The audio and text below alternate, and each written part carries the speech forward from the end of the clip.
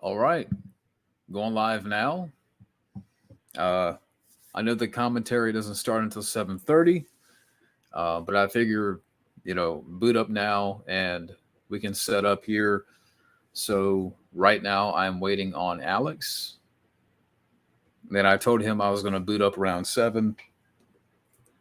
So the commentary hasn't started yet, but again to set up a little bit here, and if people decide to come in, they'll give them time to set up and stuff. Now I have the film on Blu-ray, but I'm going to watch it on the desktop here. I went ahead and rented the film here, so I'm going to watch it, and I can better view it on the computer here. So I will wait for a minute or two. Get my phone here. So, yeah, again, the commentary hasn't started yet.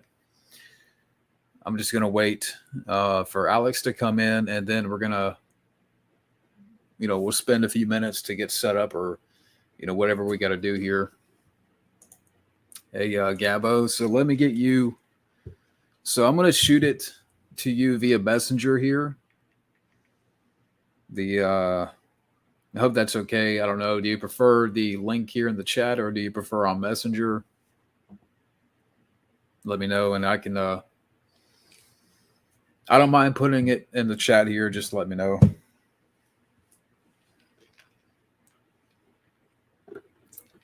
Okay. And I think you'll like the background. So let me get this. Hey, Gary. So let me get the link here.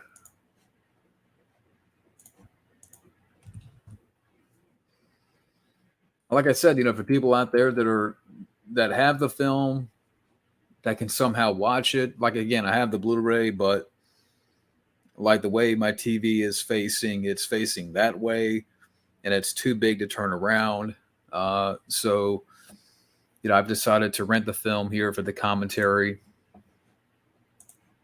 But let me get Alex in here. Yeah, my TV is just way too big to, spin around to, watch it and, keep an eye on the stream here.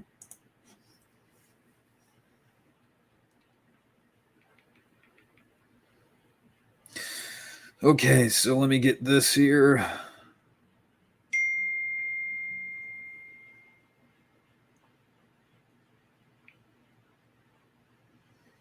All right, there you go.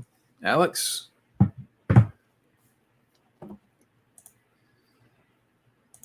Yeah, Annihilation sucks, first off.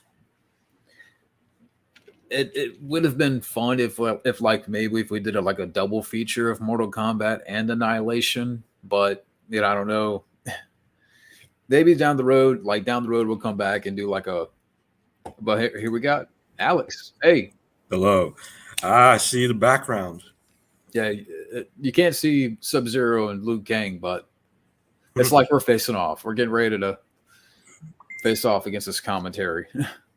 But it's actually a movie we like, Yeah, it could be Annihilation. Yeah. Or it could be the reboot. Yeah. The more I think about it, that reboot does not hold up. Does this mean that I'm Sub-Zero when you're Liu Kang? All right, makes sense. So makes sense. Yeah. So Sub-Zero cool. Yeah. Yeah. There you go. So I'm Sub-Zero cool, Liu Kang here. And we're getting ready to fight off. This is like the dark match before.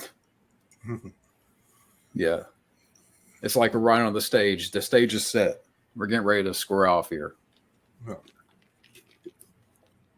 So, yeah, like I said, I wanted to spend a few minutes here to kind of get set up, and for anybody else that wants to join in, I will put out a link, and if they have the film, or can like I'm renting the film just to have it on the computer here. If anybody is able to watch it that way, or hey, Jamie. So we got Jamie in here. So this ought to be fun. I came prepared because. Yeah, see, I want to get a shirt like that. Yeah, I believe Mike has the same shirt that I'm wearing. Yeah, I want to. I mean, I'm trying to think the last time I sat down and watched. I know I watched this probably last year again, but yeah. So we haven't started the commentary yet for people out there watching. We got another 30 minutes here. Yeah. So maybe we can take some questions. I mean, but do you have the film ready for when we start, or? Oh, do I? I do have the movie on pretty much, online and on home video. Okay. Yeah, I have the film right here too. So I'm gonna I have it on the 1 second mark from when we do start, and I have the volume turned away all the way down here. Yeah. So I don't think you'll hear it, but if you do, let me know. Mm-hmm. But if anybody in the chat wants to, ask any questions until we start here, feel free.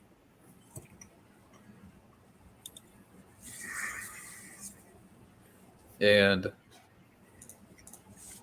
while I wait, maybe I'm sure we'll get into this when we get into the film, but there's quite a bit, bit of trivia here we can talk about and all that good stuff. Yeah, Good Bad Flicks actually did a whole retrospective on the making of the film and the impact and success it had. Yeah. Now, is this your number one favorite movie ever, or what would you? I know it's a dumb question, but I could say it is my most talked about film. It definitely is a personal favorite of mine. I would say it kind of is my number one favorite film if people really think about it. If I really think about it, Yeah, because I'm very passionate about the Mortal Kombat franchise and particularly this movie. Yeah, because I don't. I mean, for people that don't, because you're not really on here a whole lot. When we come, when we do the hangouts and stuff and the live streams, and I know with our schedules and stuff. But for people that don't know, I mean, I know you're a big fan of the movie, and you talk a lot about the movie, the franchise, and a lot that is associated with the Mortal Kombat. Yeah, so that's why I wanted to, do this commentary here. And because we haven't really done anything one-on-one. Yeah. And if more people join, that the more the better.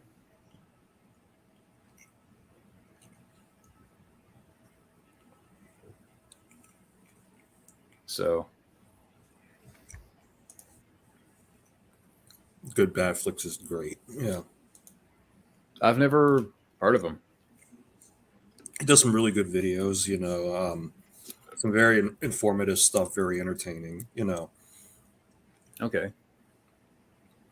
So, yeah, I mean, if anybody has any questions out there, feel free to hit us with questions. And maybe we can hang around for a little bit afterward too. And also such great timing because, they recently revealed the DLC skin of Jean-Claude Van Damme as Johnny Cage in the upcoming Mortal Kombat 1. Okay, I saw a thumbnail of that on Facebook, but I wasn't sure what it was. And I'm seeing something lately with Batista and Megan Fox. What do they have to do with it? Batista did a trailer for Mortal Kombat 1. I don't know if he's in the game. Unfortunately, Megan Fox is in the game, and she's playing Natara, the vampire chick that Kung Lao cut in half in the new movie. Of course. Imagine if Megan Fox played that character in the new movie, the vampire chick that Kung Lao cut in half, Natara. I'm trying to think if Megan Fox is a playable character, what would her fatality be? I mean, she's the character's a vampire, so yeah, because she sucks the life out of every movie she's in. Yeah, whether it be Ninja Turtles, Transformers. Thankfully, it's not a movie, but still. And to be fair, it could have been a lot worse, because Ronda Rousey was Sonya in Mortal Kombat 11. Now, what if they announce tomorrow that Megan Fox is going to be in the sequel to the reboot? Then it has a greater chance of being doomed. Yeah. Not that there's nothing about it that I look forward to, but I mean, Carl Oh, Urban. I mean, what are your feelings on that? I know they're working on that right now, or they were, and they had to stop. I don't know, man, because there is a chance they could improve, but there's also that chance they could really suck. Yeah, because I know Carl Urban is Johnny Cage, but I'm like, man, I love Carl Urban, but the guy's too old, and Guy's too old, and it doesn't help matters that you know how in this movie and in later incarnations, normally they pair up Johnny Cage with Sonya, right? right, And the actress playing Sonya is like 30 something years old. I mean, nothing wrong with age gaps and all. It's just it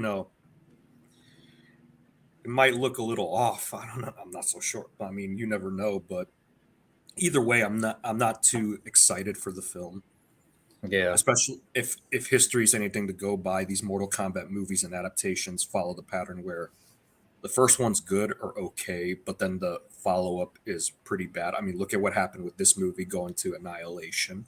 yeah. I mean, because you had the editor. Was it the editor of this movie that directed Annihilation, John Leonetti? Or Now the cinematographer. okay, okay. I knew that the director of Annihilation worked on this movie, and I forgot. But Cinematographer on both this movie and The Mask. hey, oh, thank you, Jamie. Thank you, Jim. That's fair enough. Fair enough. Hey, Neil Hello, Punk. new punk. We shall wait and see, but it's still like, I mean, but yeah, I'm not so sure. Yeah, I'd rather do my own take on Mortal Kombat than anything really. But whatever. You know what? The more I think about it, if Carl Urban's that old, Mhm. why not just bring back Lyndon Ashby? Why not bring back Lyndon Ashby? You know, I Hey, know Robin Shu's retired, but who knows? Maybe if he's willing to do it. is he retired? From what I heard, yeah. But then again, even though MK11 had the Ronda Rousey as Sonya, there was also the movie skins where you can equip it to where it's a DLC skin of Bridget Wilson as Sonya with the voice and everything. And I know she retired for a while, right? Because Yeah, she married a professional tennis player. yeah, Pete Sampras. Okay. Yeah, Junebug says I kind of like the idea of an older Johnny Cage.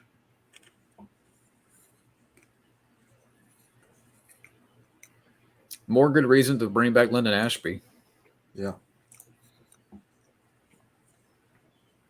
If the paycheck clears, maybe. What if? Okay, I just had an idea that popped in my Mhm. head. Well, let me Mhm. get your take on this pitch. What if for the sequel, it's a multiverse plot, and they bring back, Robin Shue, Lyndon Ashby, and Christopher Lambert. Not that I would want to see it, but what would your take be on that one? If they do it right, maybe. But it's also a little too early to do the multiverse thing with this new franchise, though.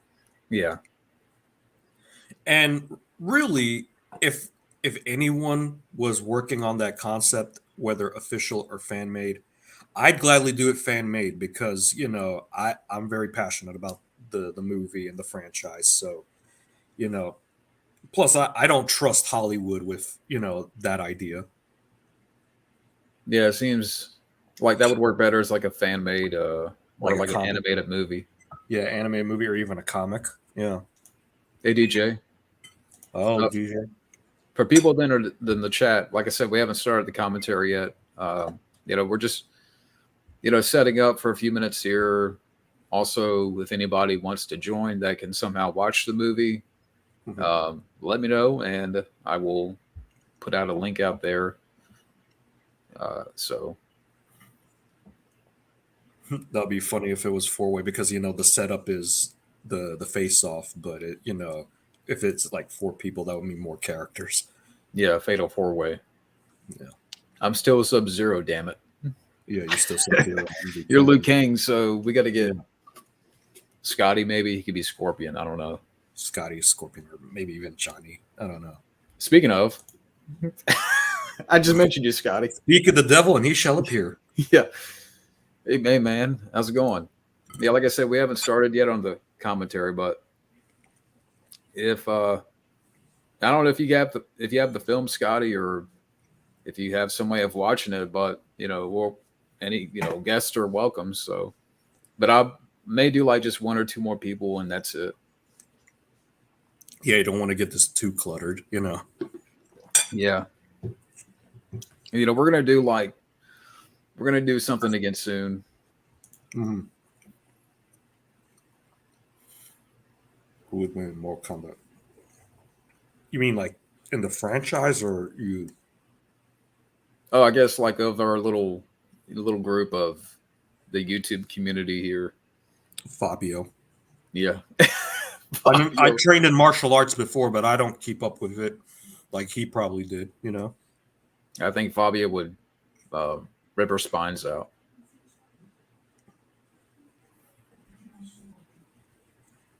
Which one was it?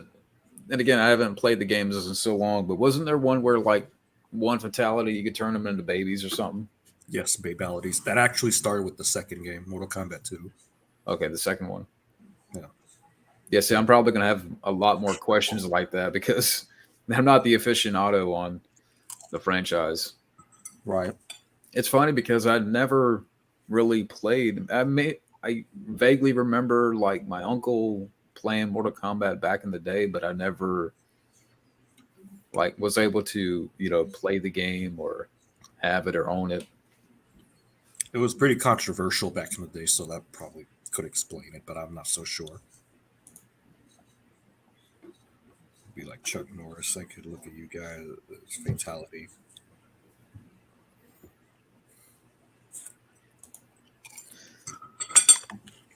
Yeah, what time is it? So let's check on the time.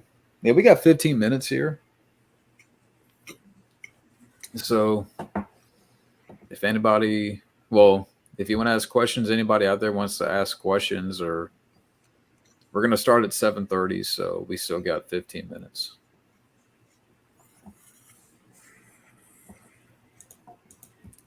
Or I can look at movie news. Mm-hmm.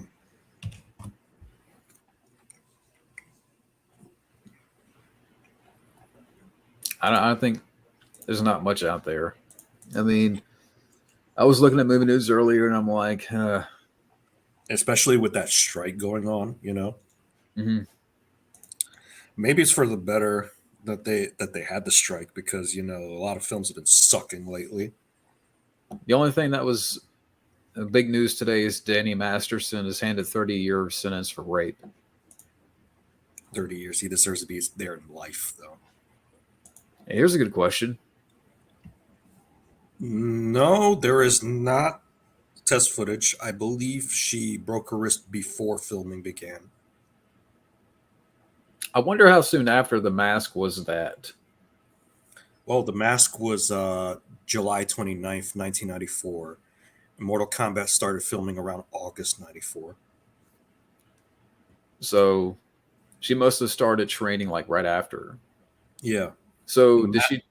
Huh? I wonder if she did The Mask knowing that she was going to train for Mortal Kombat. Do you think that was the case? Well, I believe I heard that, they saw dailies of The Mask while in pre-production for Mortal Kombat, and they knew they wanted her to play Sonya. How do you think her career would have turned out if she would have played Sonya Blade? Would have been very interesting to see how that would have turned out. I mean, I do have a friend online who she definitely thinks that it would have been nice to see happen. Mm-hmm. I like the actress that played Sonya Blade. I mean, I always wonder about Bridget Wilson. Bridget Wilson, Billy Madison. Yeah, she did fine. Yeah, I think Cameron Diaz would have also knocked it out of the park. Yeah. And we could talk about all the rumors about Brandon Lee and Johnny Cage, as we get into it here. Yeah. Yeah, some said he was going to be Johnny Cage. Some said he was going to be Liu Kang. But the thing is, it turned out to be false because the the movie was being announced around September of '93. Lawrence Kasanoff thought the producer of the movie thought of the idea of making the Mortal Kombat movie around June. Brandon died in March of '93. Mhm. So it was, as much as we all wanted it to happen, it wasn't going to happen anyways. I wish. I wish, yeah. I mean, that would have been great, but it is what it is, sadly. To be honest with you, I'd much rather have seen that than they were talking about doing a sequel to either Rapid Fire or the Crow or both. Yeah, Crow didn't need a sequel. Yeah, Let alone 3 or 4 or reboot, whatever.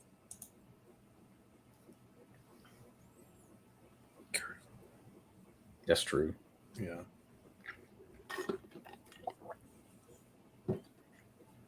I mean, what does she do right after The Mask? What, between that and There's Something About Mary? Oh yeah.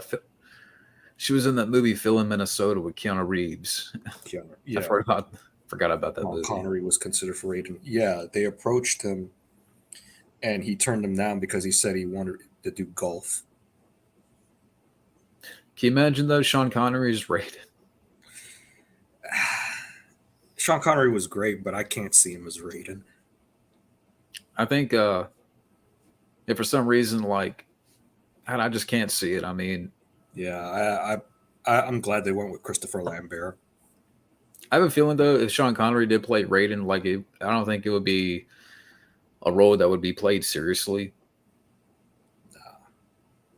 Like it just be kind of for laughs or whatever. For laughs, and you can argue that Christopher Lambert was cracking jokes as Raiden, but he still took the thing seriously enough and was believable as character.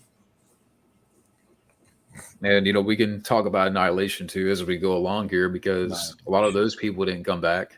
Yeah, just Robin Shue and Talisa Soto. My thing is we all know that Lyndon Ashby turned down the script for Annihilation as well as Lambert, but why didn't Robin Shue do the same? I mean, why didn't Robin Shue do the same? I think it was because, from what I remember hearing, there's something going on that he had a 3-picture contract deal with New Line at the time. Mm-hmm. Yeah, Beverly Hills Ninja, right? That's what we thought, but Beverly Hills Ninja was TriStar. And, TriStar. Yeah, I don't. He might have signed on for 2 more pictures, but they definitely wasn't going to do a 3rd one after this flopped. After Annihilation flopped. And would you say Annihilation killed his career for a while, or to this day? Part of me wants to say yes, but there's also the whole thing going on at the time with Asian American actors in Hollywood. They weren't getting the representation they wanted or needed. But I do feel that Annihilation was a huge factor as to him not getting enough roles anymore. Yeah.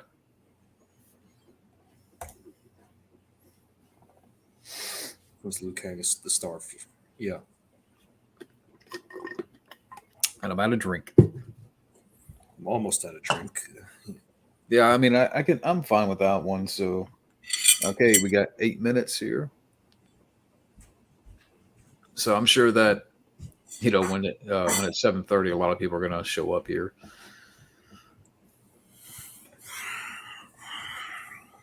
So.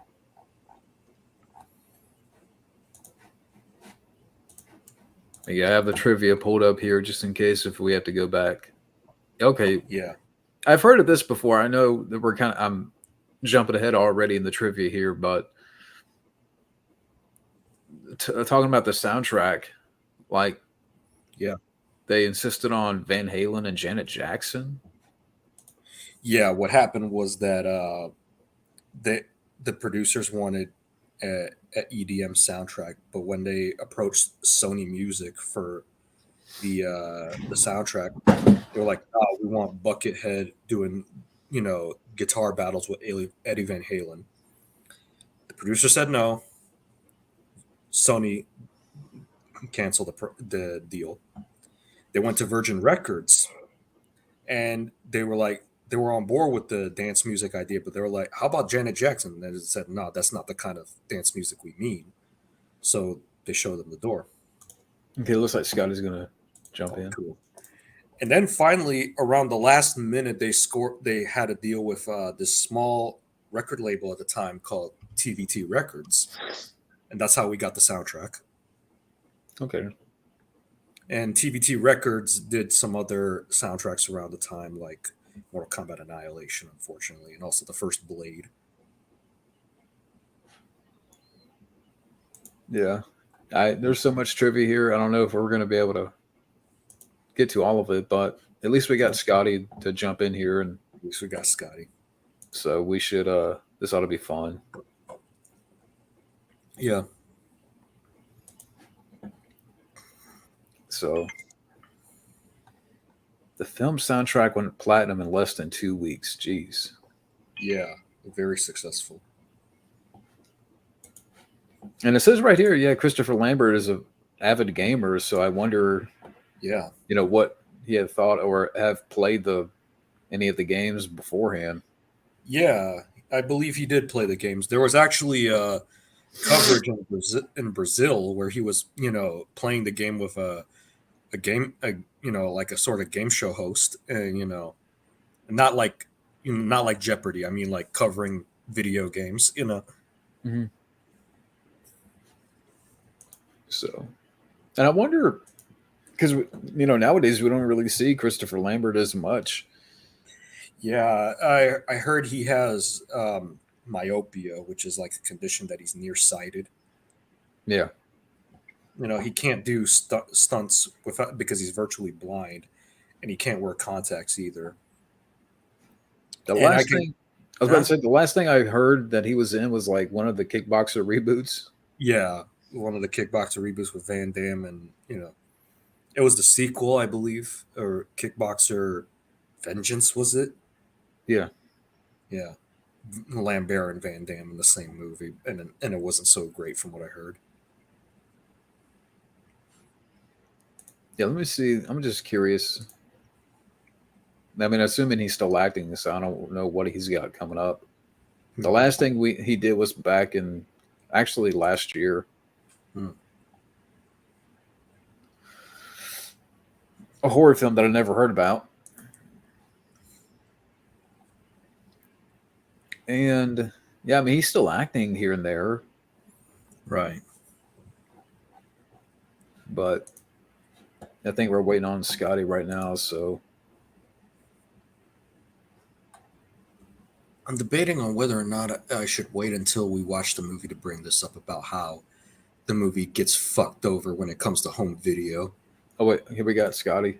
Hey, hello, Scotty. Hey, what's going on, guys? I was just getting ready to mention this. So apparently, I was looking at just looking at the trivia for Christopher Lambert. So maybe I'll turn the camera off so you won't have to see my disgusting face. Oh, no, nah, you're fine, man. I was eating on camera too, so it's dinner. It's dinner in a movie. We're bringing that back here. We got some McDonald's. I had some mozzarella sticks and some taquitos. I went to Jack in the Box. Oh, cool. Oh, Jack in the Box. Okay. Yeah, right. Yeah, I had some coupons. Got their chicken sandwich, I think it's called the Cluck sandwich or something. Junebug, don't start with that, man. Yeah, I don't need a. How about no more Amityville films? Who gives a shit? We don't bring back the Taco Bell. Oh, so bring back the Taco Bell. I was thinking about going there, but I decided to save myself a few bucks here and there, even though I got paid this week. The only thing I really get from Taco Bell, and it's because they've been selling it in the supermarkets lately, is the Mountain Dew Baja Blast. Yeah, the thing about doing a gelato. Did you hear about this? Baja Blast gelato. Huh. Not that I eat gelato, but but going back, Christopher Lambert, and I was like, let me just look at the trivia. He turned down the role of Mark Riggs in Lethal Weapon. Really? Wow. I had no idea.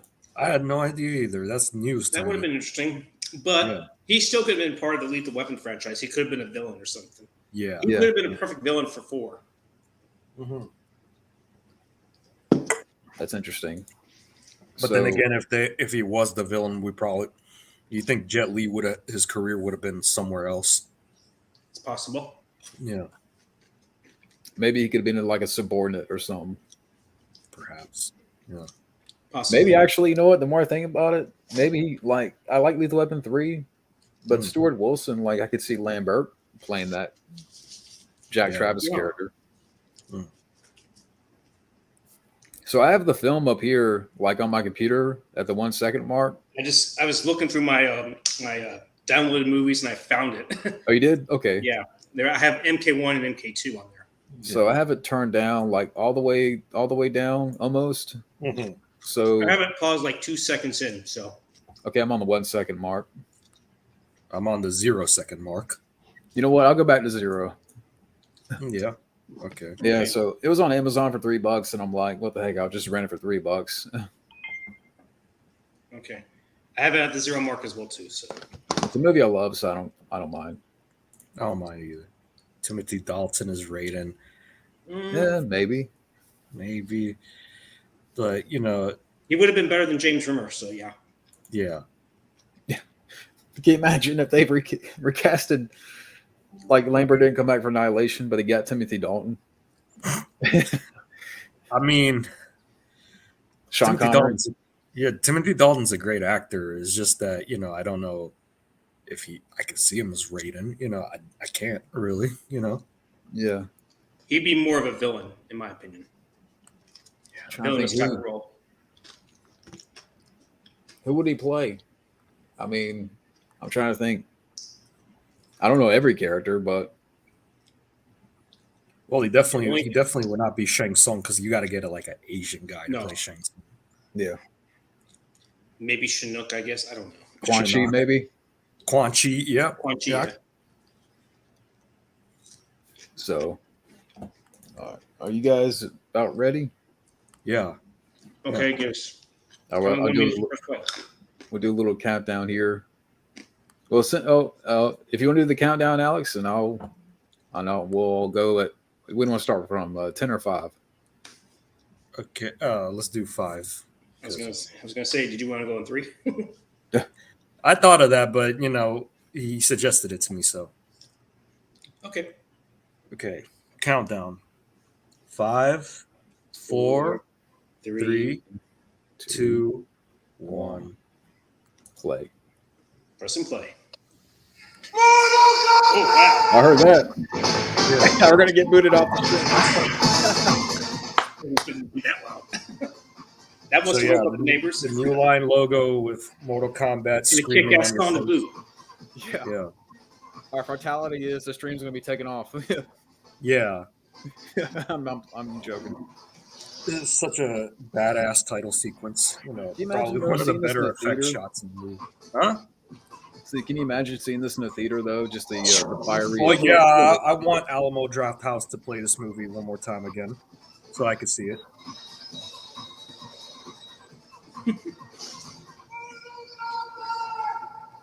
I think I have it. Can you guys hear my end? Because I have it turned all the way down as much as I can. Yeah, I can hear you well. So we have the opening shot. Yeah. Shang Tsung and Liu Kang's brother Chan. Now, what's the name of this location here? Because that Shang. It's Ayudhya.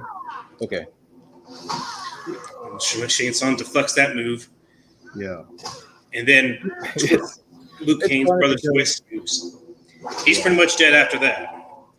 I was gonna mention, the first thing the first time I've seen Kara Tagawa was not this movie, but Johnny Tsunami. For the 3 people that remember that Disney. Yeah, I channel remember Johnny Tsunami. I'm like, what is this? Johnny Tsunami's grandfather doing this movie? But it's funny because he actually turned out to be so imposing and menacing as Shang Tsung. Yeah. He breaks his back. Yeah. Not 5 minutes in, you get a kid getting his back broken. Yeah. Yeah, you get a back broken even for a PG-13 rated flick. Yeah. And that's another thing It is the catchphrase. Yeah, your soul is mine. This is something I would love to see in the theater, like just re-release it. Yeah. Even that little transformation for a brief second kind of pushed it a little bit.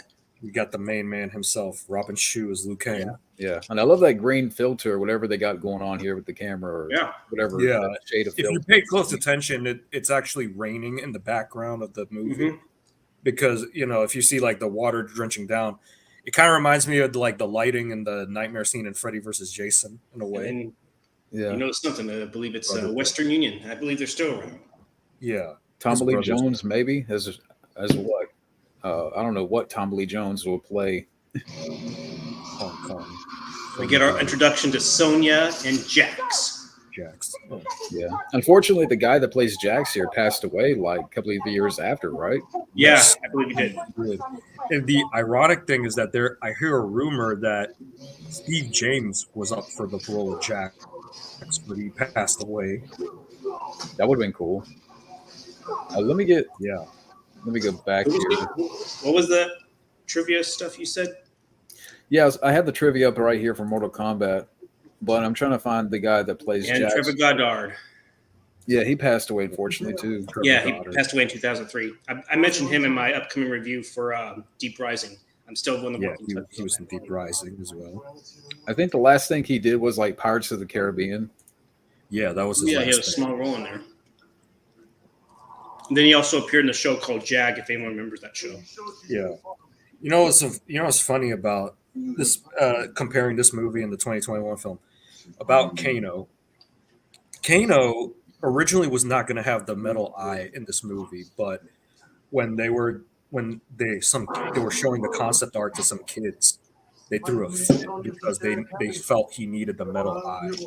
So they went back and added Kano's iconic metal eye in this movie. Yeah, because without it, he would just be kind of bland looking. Yeah, and that was another thing with the 2021 film that they fucked up with the whole Arcana bullshit. Yeah, and that's the one thing about the reboot. Like, I like Kano is the best part, but it's also the most annoying part. Yeah. The 2021 version? Yeah, the 2021 movie. Yeah. And this is a good shot here. I mean, the whole nightclub scene and being shot through the window. What's funny is that none of the crowd members are alarmed by that shotgun blast. The music must be really loud or something. Yeah, that's like kind of every 90s club scene in a movie. Yeah. Something's going on and everybody's in the background. Lyndon Ashby is Johnny Cage. Lyndon Ashby is Johnny Cage. You kind of look like Johnny Cage at times, Scotty. Really? Yeah. Where's your $500 sunglasses? Yeah. Yeah. Uh-oh. I think Scotty got caged. Scotty got caged. You got Lyndon Ashby. Yeah. He'll come back, I guess. Yeah. Yeah, I don't know what happened to. Okay, wait. Yeah, I don't know what happened to Scotty. I think Johnny Cage got to him. I don't know. So this is a interesting fight scene in the way that it's set up like a typical fight scene you'd see in an action movie, and then the little reveal that happens later on. Oh, wait, here we go. Hey. I was just trying to get my camera moved around. Oh, no problem. Just watching Cage kick some ass, even though it's really. Here comes the funny part. Yeah, this is what I was about to bring up. Trying to bring up this whole. He's totally clueless. Yeah. This is where you fall down. Yeah. Now, I heard leading up to this scene right here with the director in the chair that was supposed to be Spielberg. Yeah. Yes, that was supposed to be Steven Spielberg. And because you're going to see right now that the director in this scene looks a hell of a lot like Spielberg. Yeah. Yeah. He does, don't he? He does have the resemblance. They got the resemblance down. I got to give him that. Maybe it's Spielberg stand-in. It's not like Stefano Spielberg, like The Simpsons. Yeah. That's the other Spielberg. That's Scotty Spielberg. I don't know. What about Spielberg? I said that's probably Scotty Spielberg. He looks just like him. I don't know. I was trying to think of another name that starts with an S. Stefan Spielberg. Yeah. You want me to find out? And then we have what's his face? I've seen this actor before. Hey, Peter Jason as Johnny Cage. Peter Jason, yeah. Johnny Cage, a fake. I remember he was in Arachnophobia. He had like a small bit part. Yeah, he was also in a bunch of like John Carpenter films. Yeah, that's probably the best. Small roles. Yeah. I think he's still around too. I believe. Yeah. I thought he died or something, or maybe I'm thinking of someone else. He is almost 80 years old. Wow. So he's still alive. I'm guessing I must have got him mixed up with someone else. That's weird. So Johnny gets invited to the tournament via a scroll. You see, this is what the fucking reboot needed to do. Have the people be chosen by being handed the scroll, not this fucking dragon tattoo birthmark shit, you know? Yeah. Or Cole. Yeah. See, even if his little performance he's only in there for 1 minute, it's still memorable in some way. Still memorable. In the early days of transformation. Yeah, it's a cool transformation effect too. Yeah, very much, in the cusp of early CGI with the morphing effects from T2. Yeah, Temple Light China. It's funny how they call it China, but when you do research, it's actually Thailand. That's what I could have sworn this is supposed to be Thailand, correct? And yes, it's Thailand. And it's on location too, where it's like everything now, especially with the reboot, it's all like green screen, backdrop, and yeah. Oh, even or in the case of the reboot, it's kind of cool. Or in the case of the reboot, the most interesting set they have is a fucking cave, and everything else is like basic ass locations. Yeah. Yeah, or digital, like you said, digital green screen, not even noteworthy locations. Yeah. Thailand. Some kind of, I don't even know where they did where they filmed most of the tournament at. It must have been some kind of uncharted island or something. You wouldn't think that Robin Shue here was like 35. Yeah, he looks great even today. And this movie showed he had potential because he, and for a while it catapulted him to the success, but then he did Mortal Kombat Annihilation, which. And before then, he actually appeared in Beverly Hills Ninja, if anyone remembers. Yes, Beverly Hills Ninja. And I can't remember if that did well or not. I can't remember, but, it definitely was savaged by critics. Yeah, I know that. No critics, they didn't give it a favorable review, so. Yeah, whatever. What was the reception with this movie here? I mean, I know it made money, the critics, I believe, were either mixed or negative on the film, but, fans ate it up, especially back then. And of course, it was a box office hit. I know this is sort of off topic here, but I don't know if I could find it real quick. Mm-hmm. But we're getting ready to see Christopher Lambert. Yeah. Yeah, we see this silhouette of him. That's a good shot, the silhouette. Yes. Yeah, definitely received mixed reviews from critics, but they still, they still praised the martial arts sequences, the atmosphere, the production values. Yes, the visuals. Yeah. He even has a kind of cool little raspy voice, but it's the typical Christopher Lambert trademark. Yeah, see, someone mentioned earlier about that, like Sean Connery was going to play Lambert. I mean, not Lambert, but Raiden. And this is where I can't see Sean Connery as a Raiden because I don't think he'd be doing the wisecracks as well. No, but also being serious at the same time. Yeah. But for people out there, as a bit of a side note here, because if at some point, if we reference Rotten Tomatoes, a PR firm has been manipulating Rotten Tomatoes movie scores for over 5 years by paying critics directly. This is news. Yeah, this is news, but we kind of figured it all along, did we? So there's a little. Yeah. Plus, they trashed this movie, so fuck them anyways. What's the percentage on it? 47%. But Barbie, I'm sure. That's better than I thought it would get. I'm sure Annihilations was even lower. Yeah, Annihilation got like a 4%. Oh, yeah, it does the flips them over. Yeah. I always like that little cool little lightning effect. Little eyes, yeah. Yeah. Now, Liu Kang is portrayed as rather rebellious compared to his game counterpart, who is more like a noble monk. But I like this personality and this motivation that they gave Liu Kang. It really makes him more relatable and not just the goody good guy. Yeah. And you have to admit, I don't know if I would say. Would you say he gave the best performance out of this movie, or do you think it's Christopher Lambert? Robin? I would say Robin is definitely the heart and soul of this movie. To tell you the truth. Yeah. Not only did he have the best character arc, but you also got to take in mind he helped with the production. He helped choreographed some of the fight scenes in this movie. I would say this: the more I think about it, Liu Kang is the best character. Johnny Cage had the best line, and maybe Lambert had the best presence. Best presence, and Kerry Tagawa as well. Yeah, Karate Right. The attitude and bitchiness is definitely Sonya. Yeah. I guess sass and hey, sex appeal. What was their name in Billy actually, no, Madison you're right. as the teacher? What The was sex their name? appeal is kind of tied between her Or and the character's name in Billy Madison, it was Veronica Vaughn. Yeah, Veronica Vaughn. Yeah, who can forget that? A little bit too. Yeah, sure.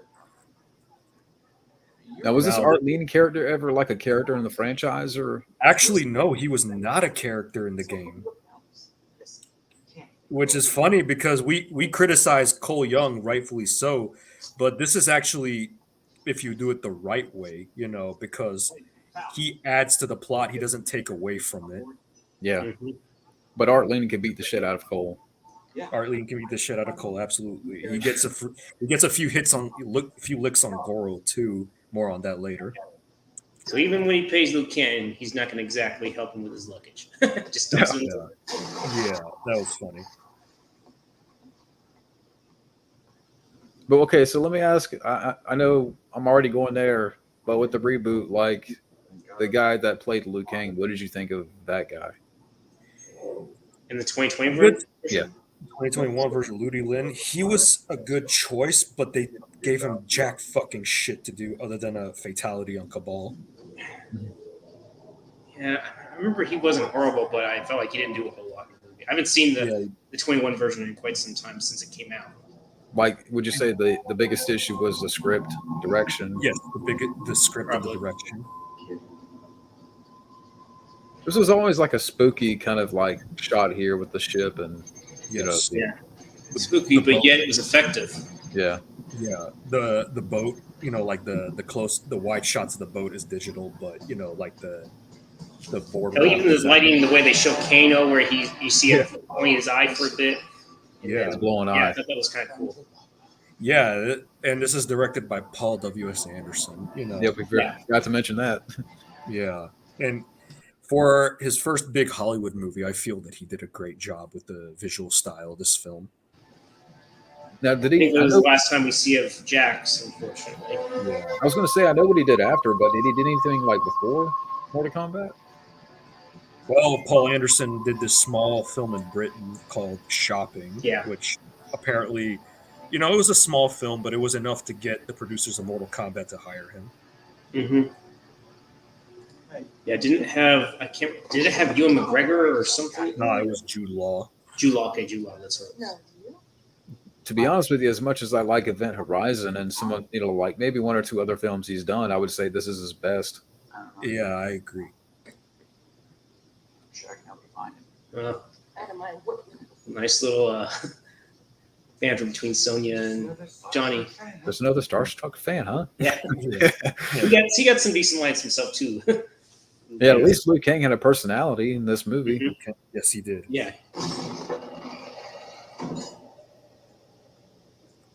I always thought whenever this scene came up, like maybe the first time I watched it, like there was going to be a fight, like right when that, she goes into that bottom part of the ship. I mean, there is eventually like a little bit of a scuffle, but Yeah. Yeah. Kind of disappointed they didn't, fight here, but Fight right- later. right then. Almost in a way, it seems like Shane Song's kind of simping for Sonya. yeah. Oh, he absolutely is. Like, did nobody notice Shang Tsung on the boat like beforehand? I'm kind of wondering, think so. like, I don't know. Did he It just- is an effective use of lighting, and then we get the two poster Yeah, boys, you get the Scorpion and Sub-Zero and Scorpion this is great. in the K2 style original costumes. Yes, they're very much MK2 style costumes. Okay, so it was in K2. Now, would you say like, with the reboot, you had like the whole subplot story with Sub-Zero and Scorpion. Like, what'd you think of that? Like, I think it could have, the first 10 minutes of that movie are the best part, but everything else falls flat. Mhm. And it really makes you that the first 10 minutes of MK 2021 really made you think that it was going to be heading that direction. Like almost like a. I don't know if I talked about this before, but there's an animated Mortal Kombat movie called Scorpion's Revenge. Yeah. It makes you think that it's gonna be like that, but in live action, and it's not. Oh, we got a little comment here. What is it? It would have been interesting for sure. But I think he probably could have been. Who knows? Maybe he would have been similar because we saw Brandon Lee crack a few lines in Showdown in Little Tokyo. Yeah. But I feel like maybe Brandon Lee would have been probably more of an intense performance and a bit of seriousness in comparison to Lyndon Ashby, who still did a good job, by the way. Yes. Yeah. I think it would have, if he lived, it definitely would have helped his career. And it definitely would have. Definitely would have shot him into stardom for sure, especially after the Crow. Oh, absolutely. So now Liu Kang believes. Liu Kang's no longer a skeptic. Yeah. I wonder who else besides Sean Connery was up for Raiden. I'm sure there's other names out there. Ironically, the one of the co-creators, Ed Boon, he remembered getting a call about what he thought of Danny Glover as Raiden. I just imagine all the lines. I'm too old for this shit, Lou. Okay. You need to give me a birthday cake. I'm getting too old. Yeah. Steve James. That could have been interesting. Jax. And, he had cancer. Cancer's a motherfucker. It is. Which I thought, even like in the sequel, Annihilation, one of the better things is the guy that played Jax. Yeah, Lynn Red Williams, American Gladiator guy. Yeah, apparently, I don't know if you mentioned this earlier, Wilson, she accepted the role and she had to fly out set morning after filming the last day of filming for Billy Madison. I don't know if you mentioned that earlier. That was Good Bad Flicks did a whole retrospective on the movie, and he mentions that. I have to check that out. Yeah.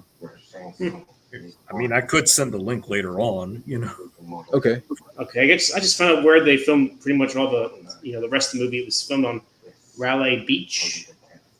Yeah. And used as a backdrop for the Earth continents when they arrived. Okay. Or maybe they just used it briefly and it was filmed elsewhere. Who knows? The one thing that really jumps out at me too, like with these characters, like everybody had a personality. Everybody was dimensional. Yeah, they at least had. Yeah, like you said. Everyone had a personality. And you did not get much of that in the reboot, Mm-mm. Like they know what kind of film they're making, but they're also like having fun with it. Yeah, they're definitely having fun with it for sure. Yeah.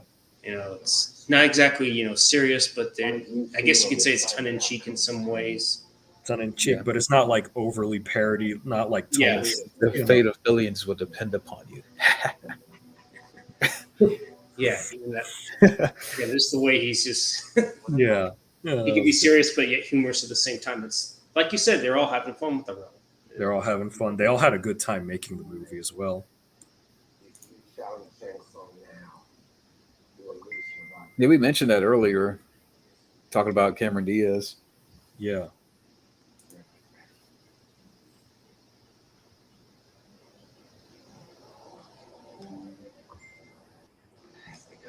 You see, and I hate to keep bringing up the reboot, but yeah, to me, it just sets up a whole lot better.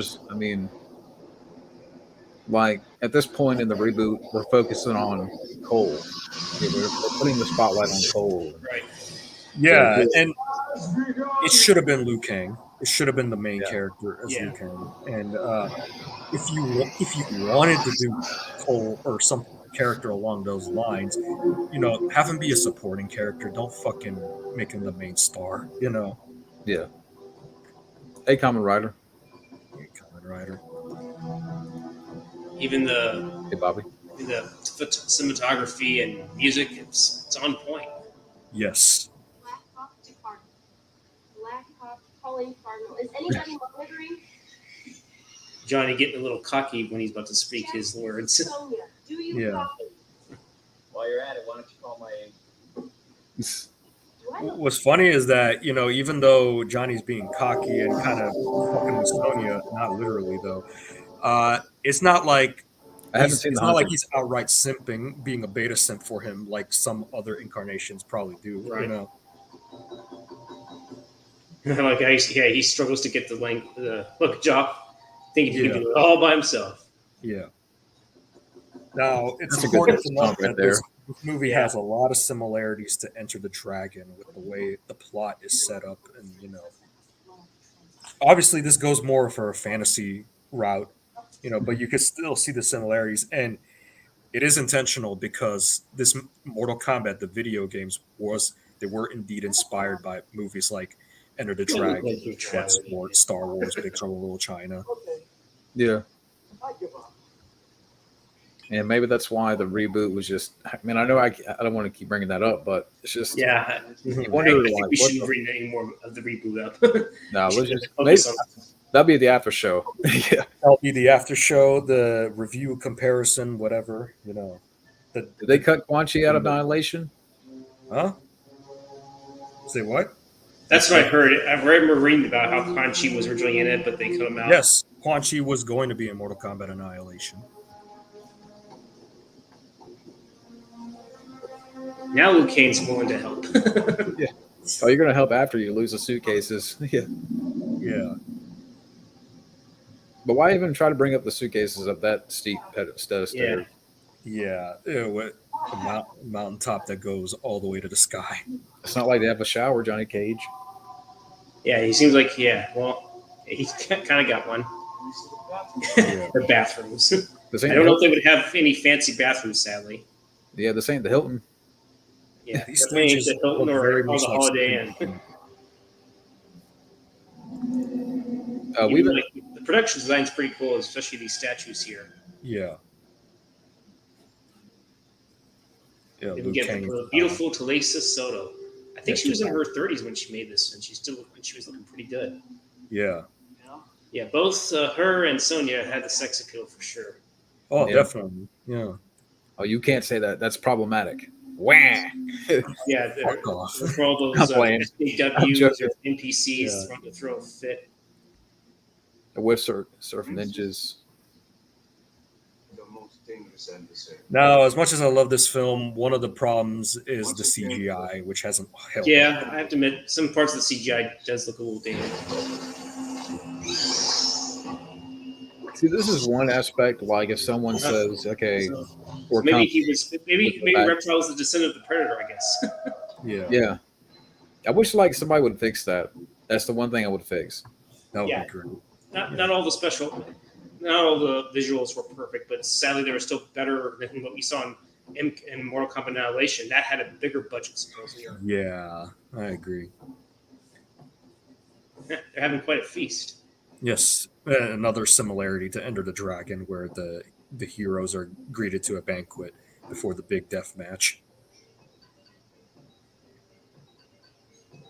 Yeah, I was it trying to looks spot what they're eating. I don't know if it's like lobster or something. like, looks like it was Maybe chicken. maybe some chicken. I don't Definitely know. chicken from what I've seen. Yeah, Some vegetables somewhere. Raiden's like, "Damn it, I'm not getting any food." yeah, And we get Sub-Zero and Scorpion. yeah, Or maybe Raiden knows what's coming, so he's exiting left. yeah. He's like, I'm not going to be part of this. Yeah. I think another advantage that the movie had was that the game was at the height of its popularity. Yeah, So- around this time Mortal Kombat 3 came out. Right? Yes. I can't remember if it came out before or after this film. Yeah. I definitely played a lot of that on Super NES. And for the movie to be this good was definitely refreshing after the likes of Street Fighter and Super Yeah. Mario Brothers. Yeah. And what a year for movies too. When you look back at '95, I mean, not just this movie, but GoldenEye, Mm-hmm. Hackers, The Net, Toy Story, Casper, Casper, yeah. Die Hard 3. Well, yeah, with a vengeance, yeah. Major Pain. Major Pain, Rumble in the Bronx, Yeah, Rumble in the Bronx. I was trying to remember all the 95 movies. Under Siege 2. Sudden Death. What else? John Mnemonic. Yeah. Mighty Morphin Power Rangers, the movie. Mm-hmm. Congo, Batman Forever. Apollo 13. No, I don't want to name every movie, but you get the gist. Yeah, then we'd be here all day. Yeah, you know. Tank Girl. It's 95. This is a So good. Sub-Zero getting ready to show off a demonstration on this mask Yeah. guard. That guy is. That Yeah, I guy's don't know shredded. how he was able to do just spin up like that and you hear the bones crack. Like, Yeah. I mean, that guy is shredded. Yeah, Yeah. most of these guys are shredded. Some look like they're above average. Yeah, so I mean, his kicks. one guy looks like he has a pot belly, but everyone else look like they're in shape. Can you imagine telling this guy here, okay, we're going to give you a month or two to get shredded like this, only to be obliterated by, Yeah. this character? I don't know, So man. I've seriously, been I don't working need out. to do the kicks. I'm just going to freeze your ass and kill you. Yeah, Even and that's that's definitely the goriest the movie gets because this is a PG-13 movie. And One that's of the things. Huh? Was that like a little bit of like practical and computer? Yeah, from what I believe so. I have seen photos of the prop of the decapitated head. The Mangler, yeah. Luke. Hey, where you going? That's the same song. Can't go after him. And I love the sets here too. Like, Yes, the set production design. design was pretty damn good. Production design, the lighting, even as well with the use of the blue color. Yeah, like mine. She's 6 and mine doing something. And it's really a testament to how great this Kane movie has a point. is because later Mortal Kombat games borrow heavily from this movie. Like Mortal Kombat 11, there's a little dialogue intro when you pick Liu Kang and Johnny Cage for the fight. yeah. And Johnny Cage says exactly, I admire Sonya's strategic mind. And Liu Kang says what he just said. It's not her mind you're admiring. And he's like, it's true. Now is this new one Like supposed to saying reset? what we all are honestly thinking. Yeah. Now is this new game supposed to reset? Like it's like Yes. a reset, pretty Yeah. much. Brand new timeline, start from scratch. Okay. Can't help it. It's the guy. Hey, where are you going? I'm following him. I walk alone. No, Shang Tsung is mine. And at least too, like They all want a piece of Shane's song. Yeah. at least they kept like the revenge plot throughout the movie, where Liu Kang wants to avenge his brother. Yeah. Yes.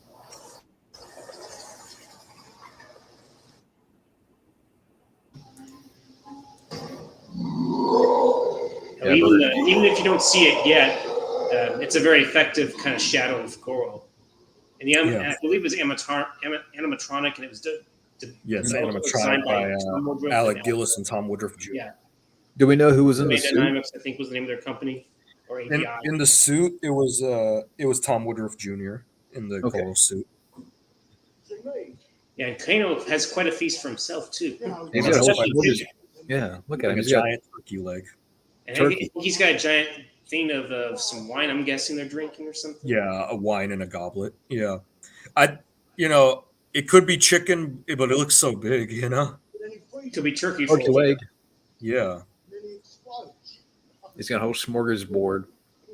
yeah. And the animatronics still look great. You could tell that there are some like mechanical parts, but he still looks great, Goro. Yeah. Mhm. It beats what we saw in that new movie. Yeah, the new Yeah, I think he was off as digital in another- the entire movie. So Yeah, he just came off as another CG character, really. Yeah. Okay, what about the voice of Goro? Do we know who the voice was? Or The voice is Kevin Michael Richardson. okay, If that name sounds familiar, he's done a lot of work. I can't really quite list him off the top of my head, though, but he very prolific. and if people are wondering about the 31s, wait, my time mark is 31 minutes and 40 seconds. Same here. You're some kind of royalty too. Right. I think Scotty's ahead of both of us. Are we ahead of? Are we both ahead of Scotty? What's that? Something like you're talking about in terms of the movie? Oh yeah, the Yeah. time mark. Yeah, Yeah, I think we're ahead of him. Yeah. Well, I'm Where are you at? I'm at 3206 now. Yeah, you're right on the money. 3207. Yeah. Yeah, so we're right there. We're right there. He's about to spill the wine on Kano. Yeah. Hopefully he doesn't look like he peed his pants or anything like that. Yeah, looks like Kano's going to shoot himself. I'm surprised they didn't fight right there. Okay. Here's the question I should have asked when we first saw Kano, but why didn't at some point in this film, like, he didn't use the laser? I believe budget and special effects at the time. I'm not so sure. Probably so. They could have still done the laser, but also I don't think he had the laser in the games at that time. He didn't use it until like MK3. I'd like to get back to my messing as soon as possible, if you don't mind. That would have been cool, if he used the laser, or at least more of the knife, Yeah. Remember, she's not to be harmed, only humiliated. Mhm. And I thought, Oh yeah, he has some plans. He wants to bone the shit out of her. I was gonna say, like, Trevor Goddard, like, he had the right personality for Kano. Mhm. Just From the morning the Gong Mao's descendants. it's unfortunate that he passed away. And Yeah, I think from what I've heard, Goddard was going through some kind of divorce, and it might have been a suicide. Sadly. yeah, it was like an overdose or something. Yeah. Yeah, and Cocaine and prescription drugs. Yeah. Which is why I've come to warn you of another danger. Brings this Kitana. And even before this, like, Karatagawa was kind of Yeah, I was going established. to talk about him. He was villains in the Perfect Weapon, Showdown Little Tokyo. Gosh, what else has he done? He was in Rising Sun with Sean Connery and Wesley Snipes. Yeah. This is a random question here, but is anybody looking forward to Good Burger 2? No. I don't know. The Emperor will not tolerate failure. I didn't mind the first one. Yeah. Do not fail.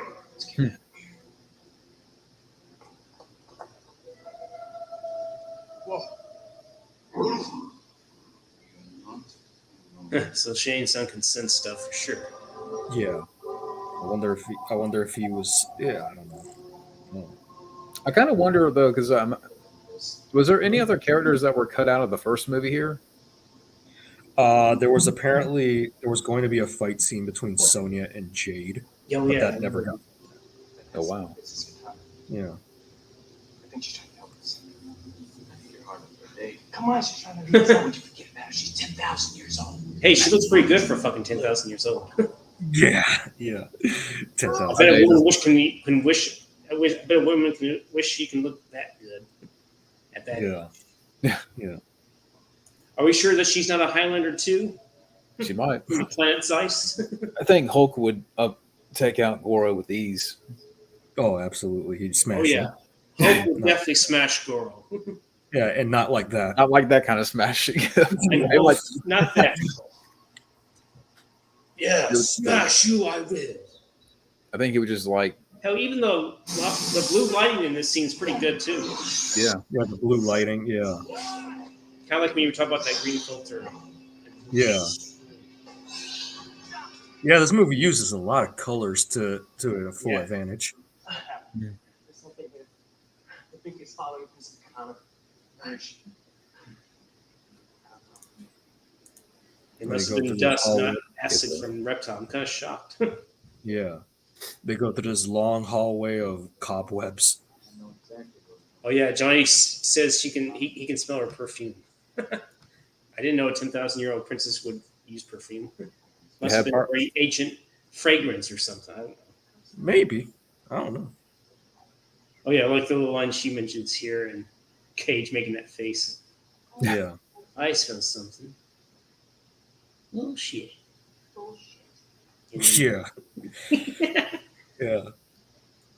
And then we get kind of the first fight in a while in this Yeah. movie. Yeah. And we get a kick-ass soundtrack to boot. Yes, the Mortal Kombat theme song. Yeah, it's about 36 minutes in. The first full. Yeah. What's funny is that It's a good this fight. theme song, like it's considered the unofficial theme song. It wasn't in any of the games per se at that time, but it was actually there's actually a an album called Mortal Kombat the Album, which is not the movie soundtrack. It's actually for the game. It has a lot of techno songs, and it was actually featured in that album, and the movie used it. Really? Yeah. And it's a good choreography here too. Yes, great fights. Yeah, very good. Spot on kicks and everything. I mean, man, Yeah. Liu Kang using both his legs to kick two guys. Yeah. And oh yeah, it's a little teamwork here. Yeah, no CGI or anything. No. And Lyndon Ashby is trained in karate and taekwondo. Yes, karate and taekwondo. He trained a little more, for this movie too, because he was. I heard somewhere that Lyndon Ashby was trained in boxing as well. He was pretty athletic. We're standing. They're not. Yeah, exactly. What do you want? And then here comes Raiden. Yeah. And by the way, the guy that plays Jax earlier, yeah, Gregory McKinney, yeah, he passed away in '98. Absolutely great. That's when 98, a few years after the film. So why don't you show me what you're playing? He was in Beverly Hills Cop 3 and Eraser, Money Train. It's like decided to have a stormtrooper moment in a way. Yeah. Oh yeah, I love that spark. I don't think so. I don't think. Love that little laugh. And even Yes. the eyes, It's- once again, still spot on. I We're just gonna have looking back, there was one flaw. I wish Christopher Lambert's Raiden would have fought a little bit more. That's one thing I would admit that MK now actually did a little better. Yeah, but you got to keep in mind he's like the Obi-Wan. He's the mentor role, and he didn't really need to fight because he's not part of the tournament. Now, granted, in the games you can select them as a character, and I believe earlier in the video games he was personally invited by Shang Tsung to fight in the tournament. But that was like well before they fully fleshed out the lore of Mortal Kombat. We'll be facing in the tournament. Oh. And Shang Tsung. Will Shang Tsung fight me again? Jesus. I have the trivia popped up. Yeah. Face formal with the Yeah, Lambert turned down Annihilation to do Beowulf. And then he revealed later Yeah, on that if I remember correctly, he did read the script and he thought it sucked. yeah, I was about to mention that. Remember that.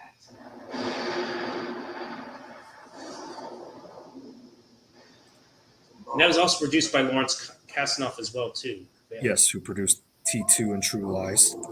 Okay, how much of this? Okay, I want to throw this out there. This is in the trivia, so Mhm. take it with a grain of salt. But apparently, for the role of Johnny Cage, other names that were considered: Gary Daniels, Tom Cruise, and Johnny Depp. Maybe they consider them, but they weren't up for the part. I don't know. The most credible, the one I can buy the most out of that is probably Gary Daniels, but even then, Yeah. Who's the stick guy here? Because I'm gonna see if I could find him. well, Hakeem Alston. He's just a random character. He's not from the game, but he's just a random fighter.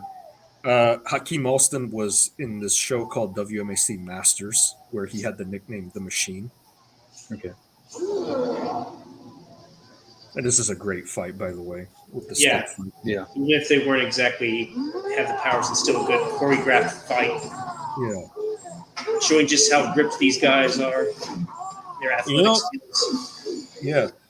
For an American movie, not only is the choreography great, but it's edited kind of smoothly, especially when you compare it to, the other Mortal Kombat movie. Yeah, the other movie, Yeah. the non-Mortal Kombat. Yeah, and we can say that because there's no fucking tournament in that film, but there's one here. I always thought for a little while that this guy here was Booker T. Back in the day. What? Booker T. He's a wrestler with dreads. Yeah. Back in the day. Booker T versus Ricky the Dragon Steamboat. Yeah. I'm like, what is Booker T doing in this movie? Yeah. But directors that were considered to direct: Rob Cohen, Steve Barron, Dwight Little, which I didn't know. Who was the third choice? Dwight Little. He directed Dwight Dwight what? H. Little. Dwight H. Dwight Little. H. Little. That's the guy who did Halloween 4 and Rapid Fire. Oh, Dwight.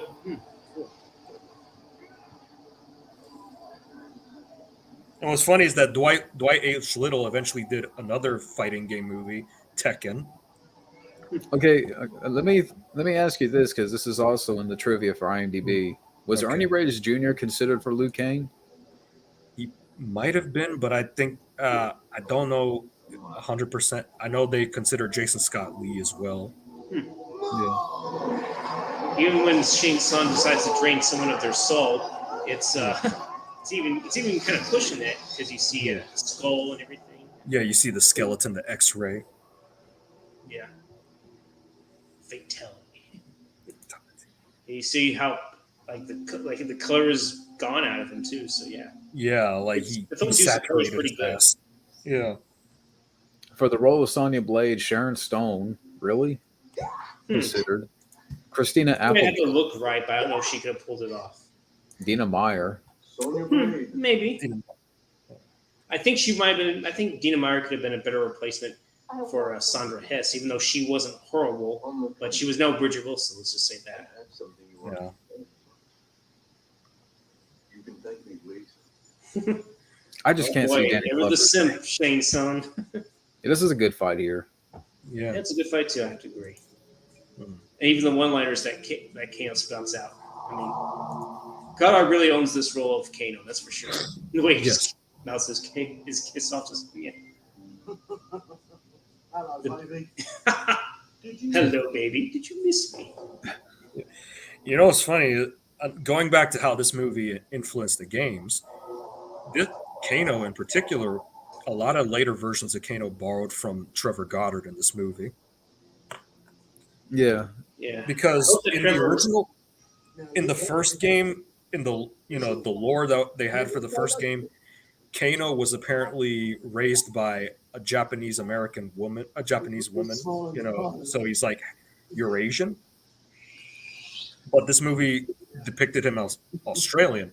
Well, I shouldn't say that because Trevor Goddard depicted him as a cocky English person. Yeah.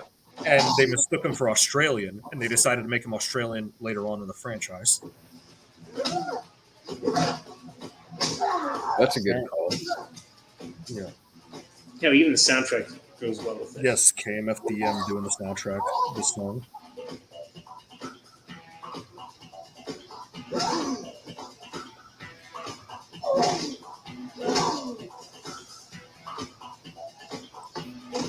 What? What? Al Leong was considered for Shang Tsung.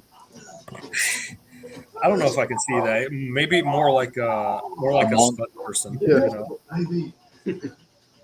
Have him be like a temple guard or something. have him be like a temple guard, or hell, have him be like. Oh yeah, those legs are killer. Yeah. He could have been the guy that Sub-Zero like. Yeah. Oh, Shane Sung's really getting off on this. Yeah. It's his plan all along. Yeah. He wanted to die by Sonya's legs. Yes. Yeah.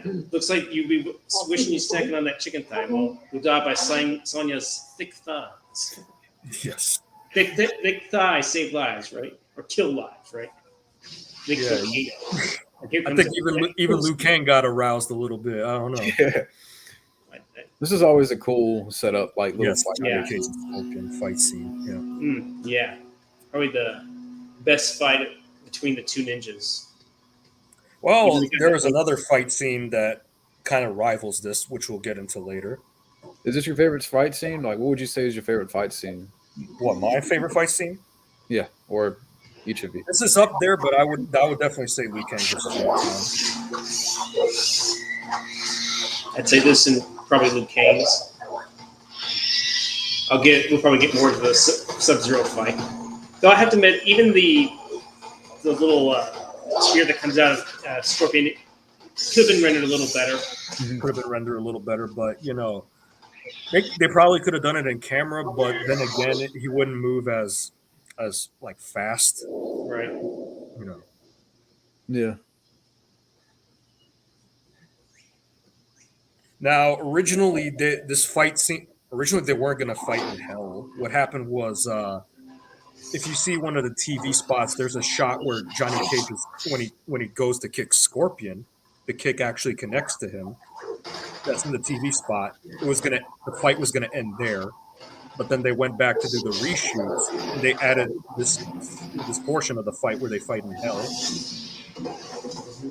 Which I think was a good choice. Yes, it was. And this half of the fight scene was actually choreographed by Robin Shue. Oh wow. Yeah. The most of the fights were by Pat Johnson, who did Teenage Mutant Ninja Turtles and The Karate Kid. Right. And he did great stuff, but I think Robin helping with the choreography was the extra cherry on the top. Yeah. I feel like you heard a little bit of the Terminator 2 score a bit in there. Yeah, it's a song by Fear Factory, which actually has samples from T2. Yeah. Boom. You see, this is what the new movie needed. Yeah. Like Yes. more of this and less of Cole and less Yeah. of And the camera and the shots of kicking Yeah. each other and aggressiveness of the fight. Yeah, like even the tournament itself. Like, even the tournament itself. Yes. which is funny because another thing like did that where it's like only at the end we're going to tease a tournament, and that is the Twisted Metal series. Yeah. What is it with these video game adaptations teasing the conflict and not doing it? Yeah, it's like they wait to the very end to give you like a little tease of the future, but even Yeah. that's up in the air because of the whole. Yeah. Like that's something that could have worked back in the day too, but that's a whole topic in itself. I know. Because I didn't think that was that great. A lot of people are praising it. Right.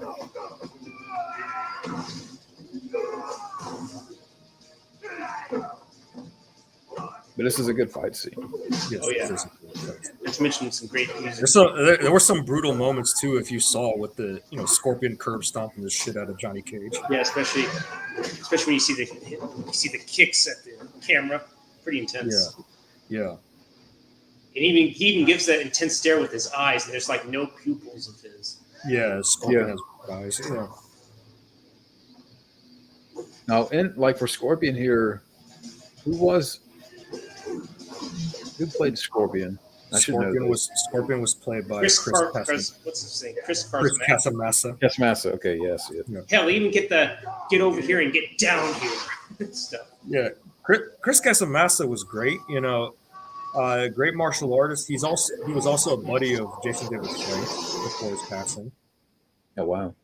Yeah. Bones. Don't worry, you're not gonna find Snoop Dogg there. Oh, damn.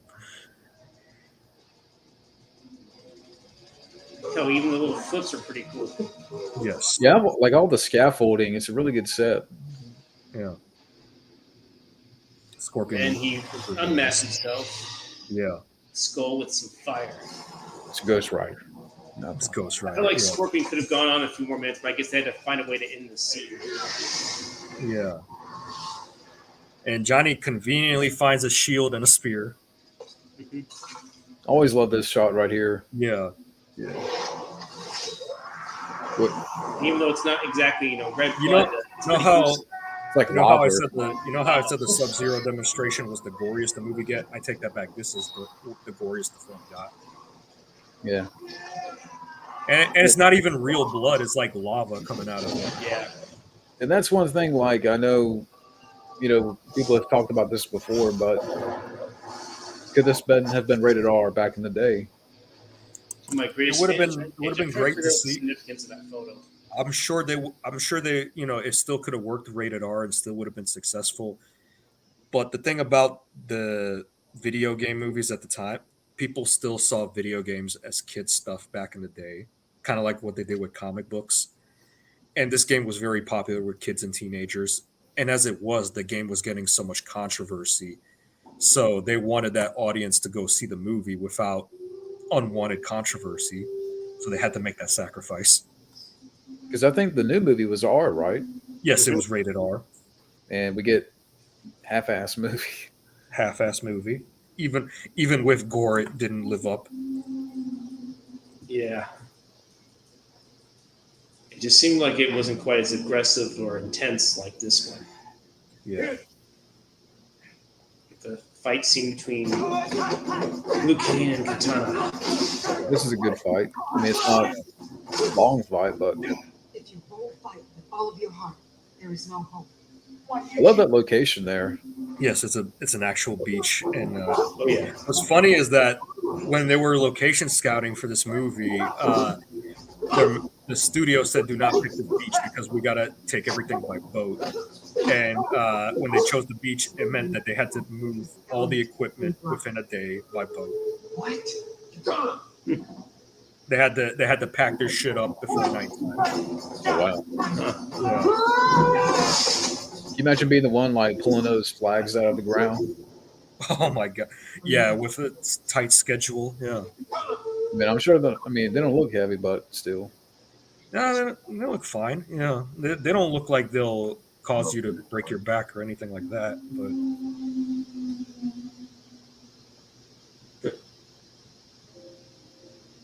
yeah. The shots, the photography was spot on. yes, Yeah, we get another fight scene. Yeah, even the little fights where Rayton's about to have a drink of water. Yeah, Yeah, he conveniently puts the buckets of water in that spot. yeah. Use the element that brings life, as Katana said. I wonder, Hmm. did he put that there on purpose? I don't know. I mean, what's your? He might have. I wonder if probably Raiden and Katana were kind of working together. That's why he probably wasn't involved. Katana kind of plays like the second mentor role, whenever Raiden is unavailable too. Not only does she play a role as mentor, but his role as cougar as well. Role as Cougar for Liu Kang to win over. Yeah. Oh yeah, here comes the Sub-Zero fight scene. Sub-Zero walking down the stairs like a badass motherfucker. It's funny Yeah. because it's the whole background here of the stream. Yes, it is. So me and Yes. Luke, me and Alex, we got to get Yeah. ready here, right? We got to Yeah. get our stance here. Yeah.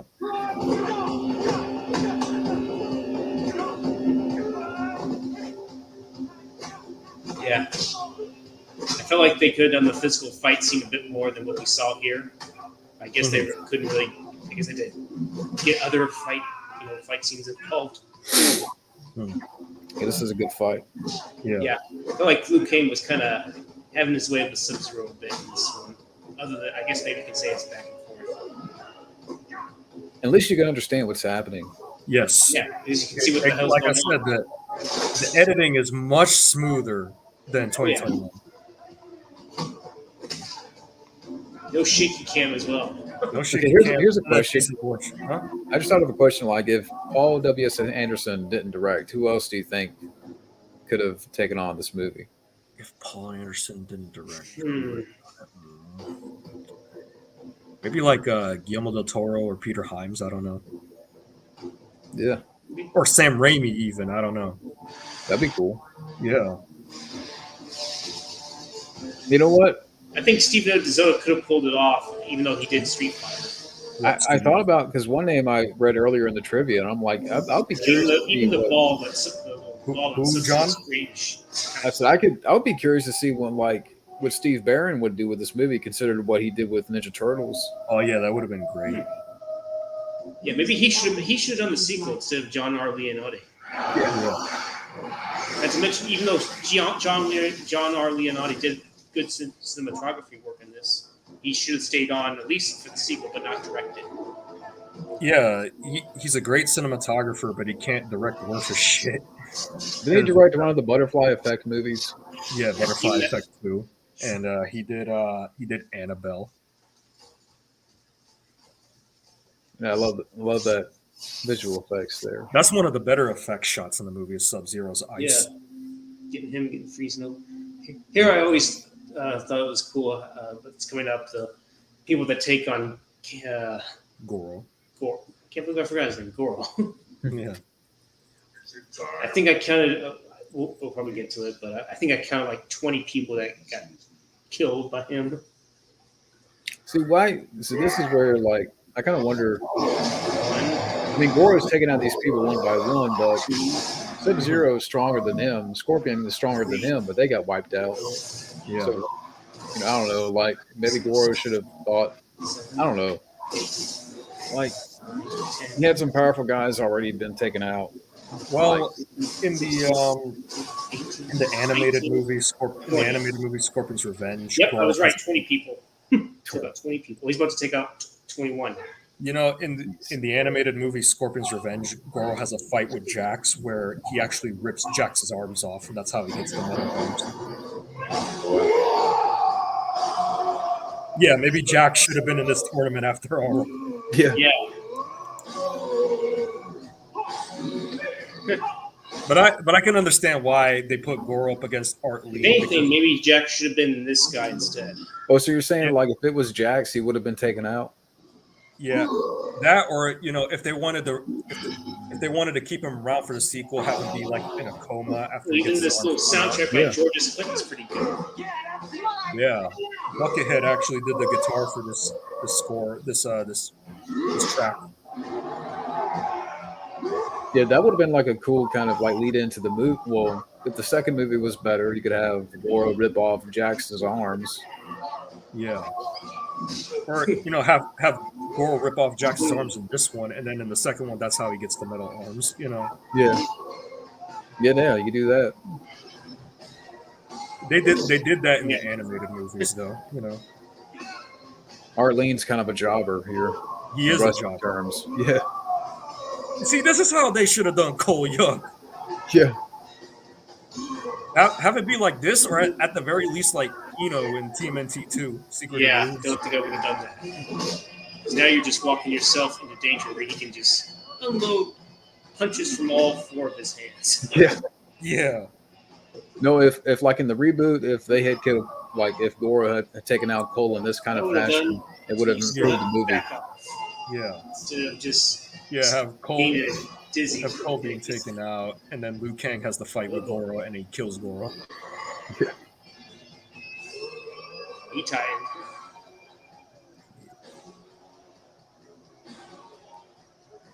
Oh yeah, finish him. Finish him.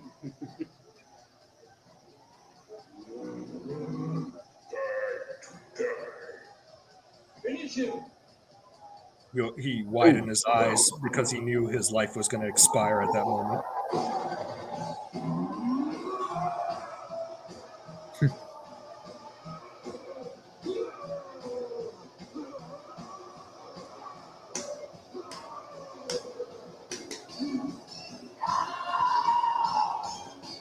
Oh, Sonia, were you in love with him or something?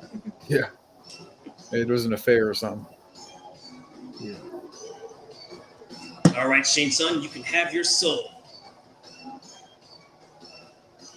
Yeah, even the way that Goro picks him up is pretty impressive. That's a pretty good shot. That's a pretty good shot.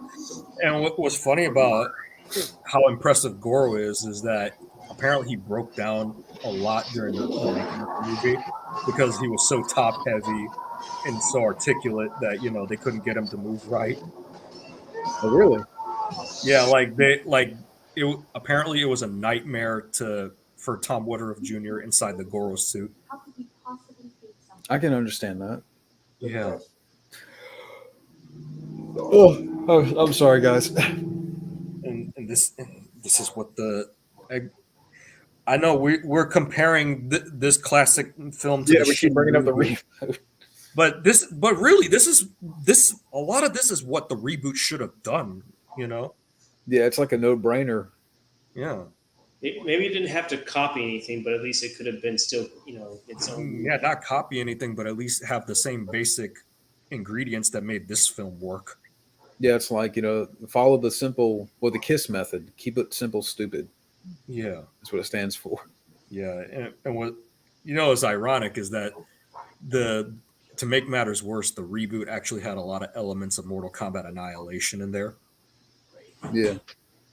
Like you remember in Annihilation how Raiden and Shao Kahn had that dragon tattoo? That was their family crest, Yeah. Yeah. And how in the 2021 film they had this stupid birthmark shit. And that's the thing too. Like, I understand. Like, you bring back the guy that directed the first reboot is coming back for the sequel. Like, Yeah. if you really want to improve your mistakes, get another director. Get another director, like get Gareth Evans, who did The Raid, to do the movie. Yeah, like you don't want to copy the same Well, mistakes, but you're Get seeing. Paul W. S. Anderson. Yeah, I'm sure he can still do a better job. he Yeah, would who? inject As long as he doesn't write it, right? Paul Anderson. Paul Anderson, yeah. He would inject some personality into those characters. He injected some personality. Yeah, get Paul Anderson, get Gareth Evans. You should have got James Wan to direct, and he produced. I was just thinking that maybe James Wan, can direct a Mortal Kombat. Yeah, I mean, he did Aquaman for crying out loud. yeah, he did Aquaman. So I know that he had a lot in his plate at the time, but that doesn't mean you can't. Like, what else was he doing at that time? I don't know. Well, who could have been good? Conjuring. Maybe if Paul W. S. Anderson could have done Mortal Kombat, maybe John Woo. John Woo. Or I got another good pick for a director, Steve Wang, who did Guyver, Dark Hero, and Drive. Now, do you blame the reboot on like more so like studio interference? Was there studio interference? I believe so because Cole was actually a studio mandated choice. Yeah, I believe it was. Hey, excuse me for a moment. Oh, no problem. It does have even it has brief emotional moments too. Yeah, I mean, I'm more back. emotion in the movie. I'm at the people wondering. I'm at the my time mark. 1 hour 3 and 25. About 1 hour 3:28 now. So. Yeah, same. Yeah. You're making this all sound really simple, and it isn't. Yeah, it is. Johnny Cage being a white knight. White. Yeah.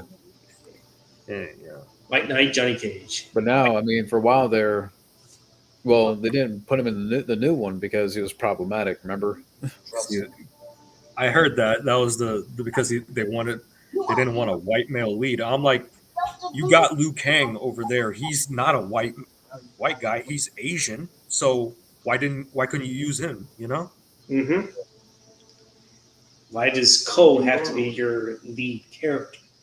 Yeah. It's like I don't know if it's like you think of the new character of Cole. Mm-hmm. If you apply that to 1995, that's having like the character of Arlene lead your movie. Very Yeah. foolish. If you could like have that kind of like comparison, Right. Protect your friends. it's like what is this nobody character leading this movie? It's kind of like what Cole is in the reboot.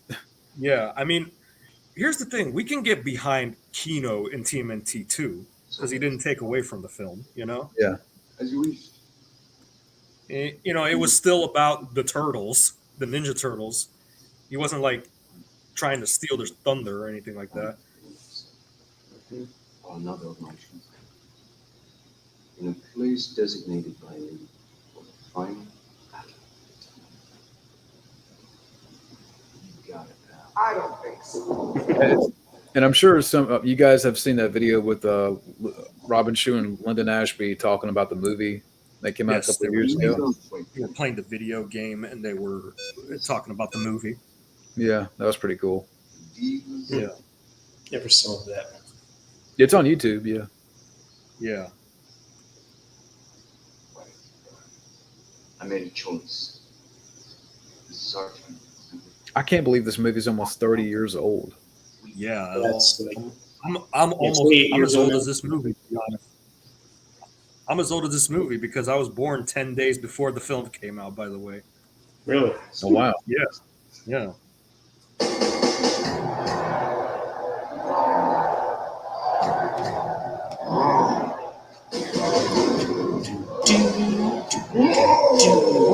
One thing I want to bring up is how the movie gets fucked over when it comes to home video, like the DVD and Blu-ray. Yeah. The DVD had no features other than a trailer and character profiles. Like what? Why doesn't this have like more special features? Right. And it was a box office hit, too. What's up? Yeah. We were talking about how this movie gets fucked over when it comes to home video. I mean, what was the reason for lack of features? Lack I of don't know. features. I don't know, but I can hear somebody's in. Yeah. there's a lot of content, especially around the time the movie was coming out. like there's a making of the movie on the VHS for the tie-in. Yeah, there was a tie-in cartoon for the game. Yeah, Where cartoon. they for the didn't even movie. include that, which is odd. Yeah. And believe it or not, the French DVD actually has the making of the movie. Oh, really? Wow. Yeah. It's Here Right in the close to the balls. right in the nards. Yeah, just make sure that just Maybe because the- of the creature, see. Hey, Alex, maybe this is where the suit was shutting down. Yeah, sorry. yeah. The mechanical suit was like malfunctioning when he got hit the nards. Yeah, maybe. Yeah. It kind of looks like it. That probably was what delayed it a day or two or so, right? It still hurt like hell for Johnny. Yeah. I mean, Goro's not human, so And his nuts is probably like walnuts. yeah. He had a bag of walnuts. I mean- Yeah. they're probably as big as Shane McMahon's testicles when Kane electrocuted him. I mean, I might as well punch a couple of big rocks. Yeah.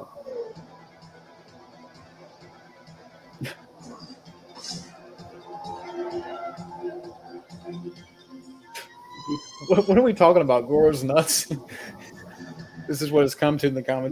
What's funny is that when pre-production was going on, the kids at the arcade kept asking the producers, "What kind of balls does Goro have?" And that's Oh, how really? they implemented that scene in the movie. Walnut-sized balls, and they still hurt like hell. Yeah, coconut Yeah. size, probably. Those were $500 sunglasses. That line is so cool. Kick in the face. Of course, it's not much of a fight because of the limitations. He fights him for what, maybe 15, 20 seconds? Yeah, Yeah. and he brings up the classic line from earlier. This is where you fall down. I don't know. He went to the eye of the storm, it looks like. Yeah. Went to hell. Hell.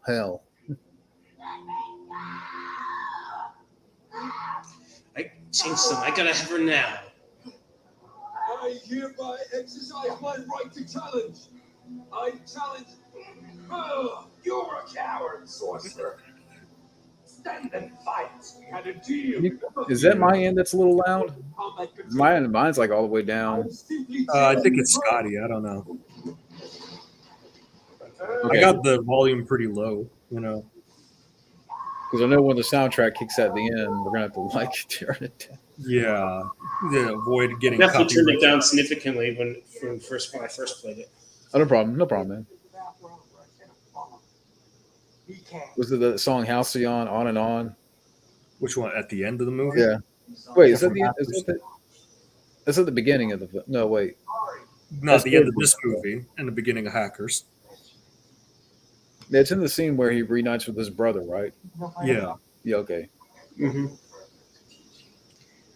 I think I don't know if you read further. This was originally going to be an R-rated film at one point, or the script was. I don't know R-rated. if that's true because they kind of intended it to be PG-13, but I wouldn't be surprised if they did intend for this movie to be R-rated at one point.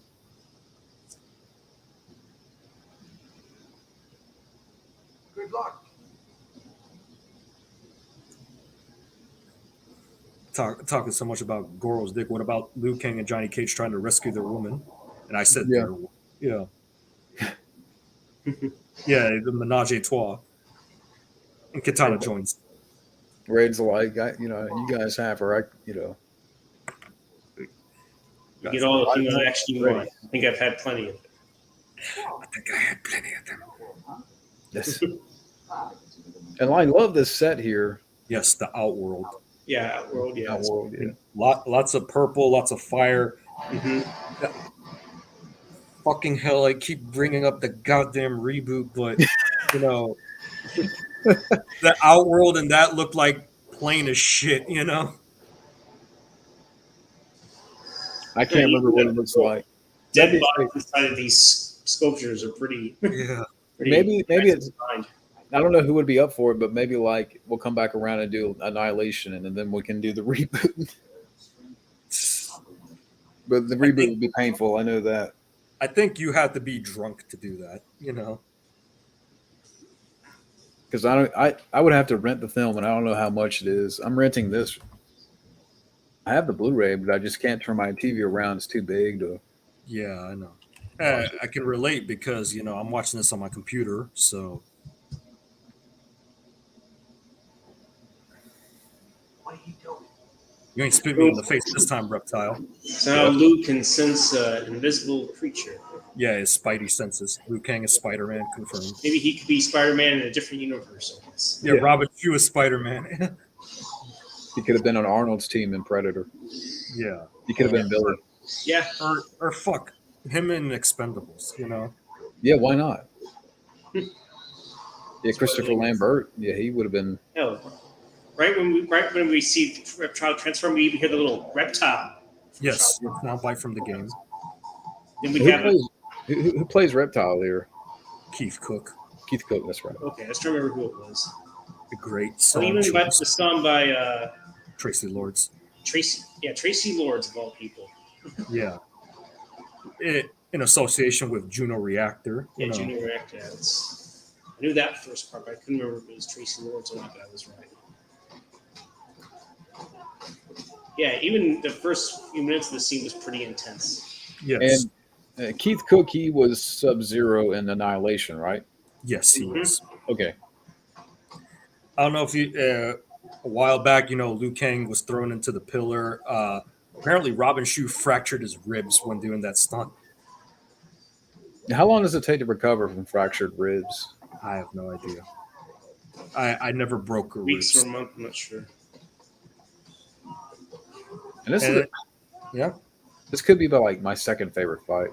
the second fourth. It's definitely my favorite fight. Yeah, this is.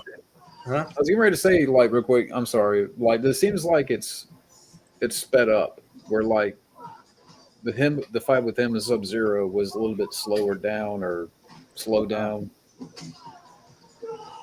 Mm-hmm. You know, here it's like I don't know. Yeah, maybe because Reptile is like he is a speedy kind of character in the games. And it kind of goes with their personalities, really. You know, their character. Because Scorpion is supposed to be, you know, hellfire, aggressive. Sub-Zero has the ice power, so he's like much calmer, cooler, more calculative. Reptile is like fast as shit.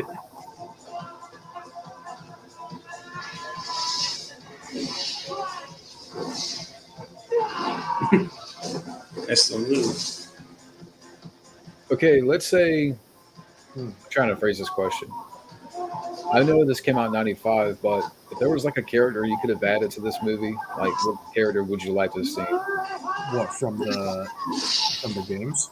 Yeah, from the games or Are you talking about, you know, villain character or any character. Like I mean, like yeah, from the Mortal Kombat universe.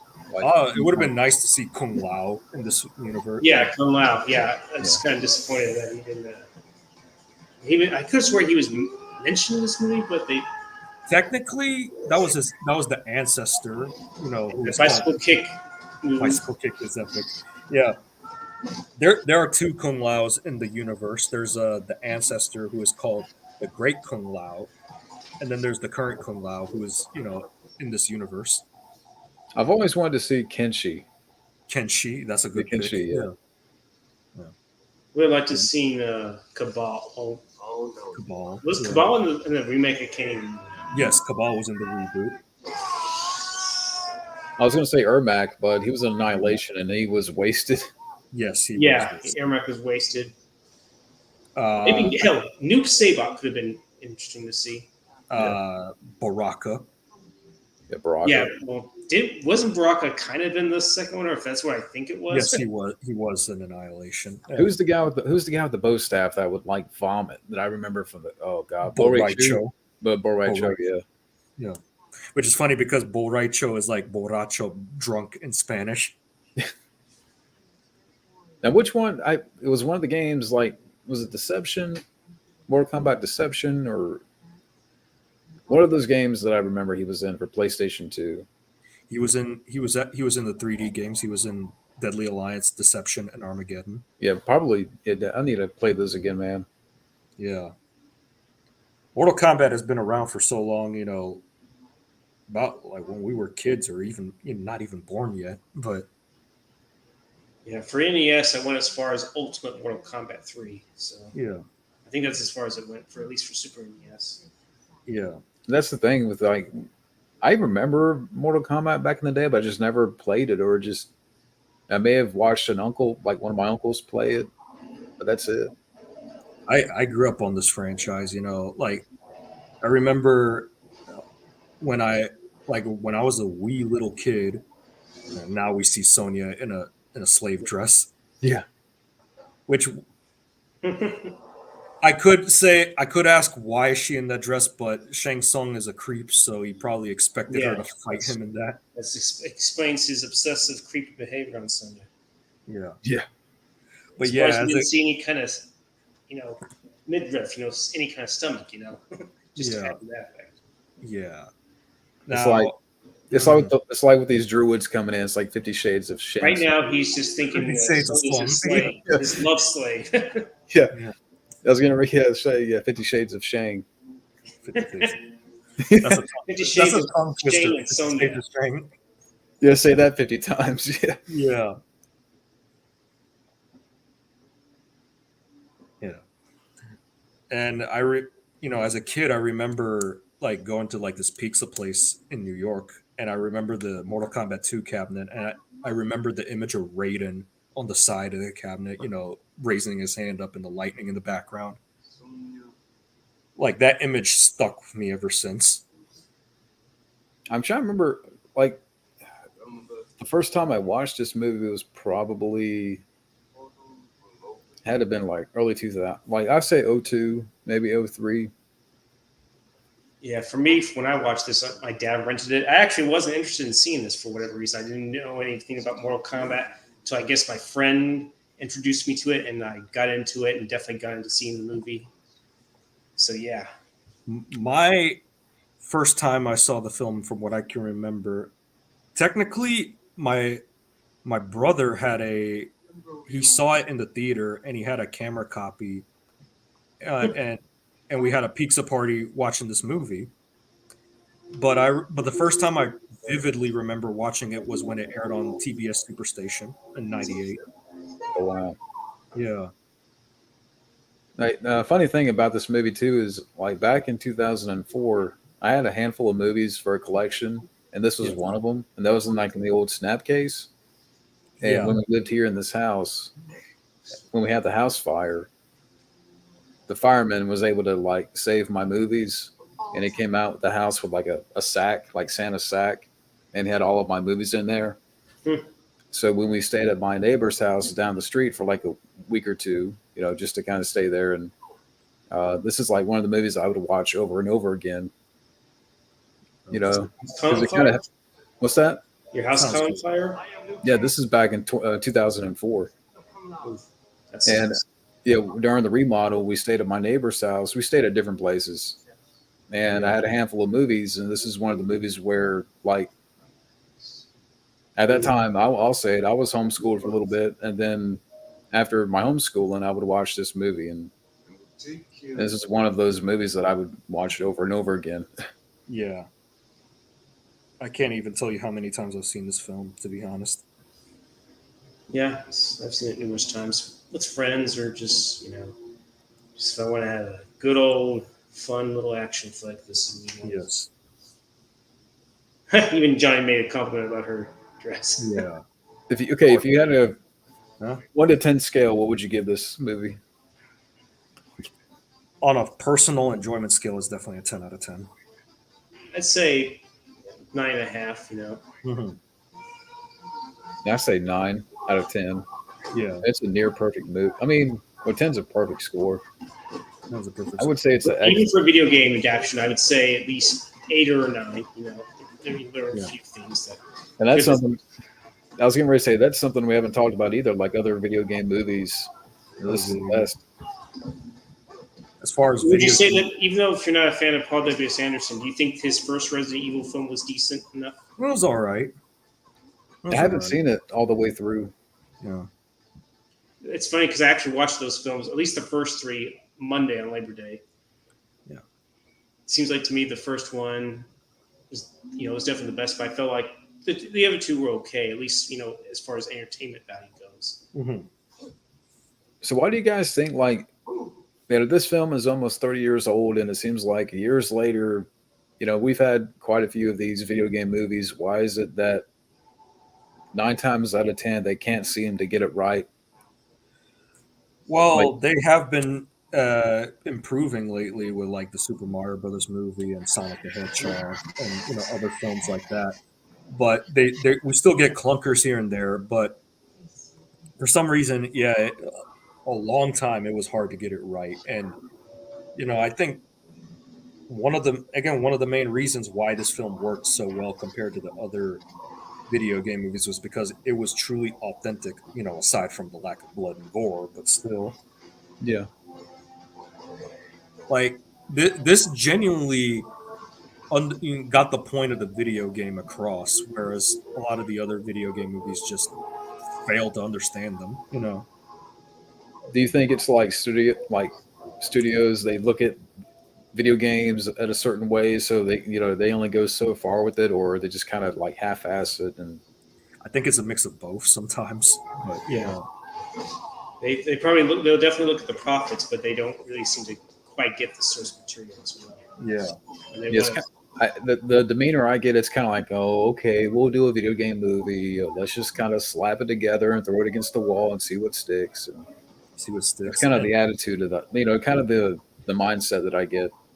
Mm-hmm. Yeah, and like I said, they have been improving with like the Super Mario Brothers movie and Sonic the Hedgehog 1 and 2.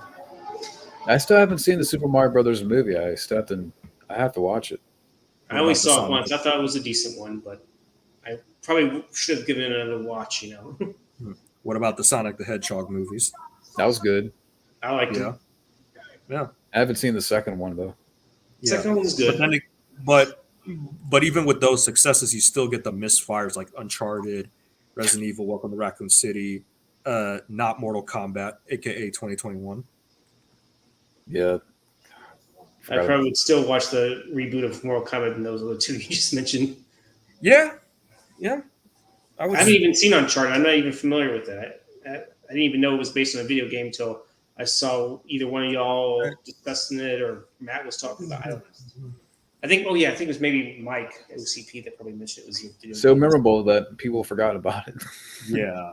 I didn't even see Uncharted. I can't even tell you a lot that happened, Uncharted was uninspired, and so it was forgotten. Yeah. Yes. Yeah. It didn't have Marky Mark and MK, so yeah. All right, Alex. If they announce tomorrow that Tom Holland's going to be in this new Mortal Kombat sequel, you're definitely going to flip your shit, right? Probably flip a desk, or get your golf club, smash up Tom Holland's movies like you used to do. Even the little spikes that are coming out, that's pretty cool. Yeah. That's a cool effect. Yeah, the spikes coming out of the floor. It was funny. This movie has a spike fatality. Yeah, in the 2021 reboot. The one scene where you think they would have a spike fatality, they don't do it. I totally forgot about that. When Jax fights Reiko in the bridge,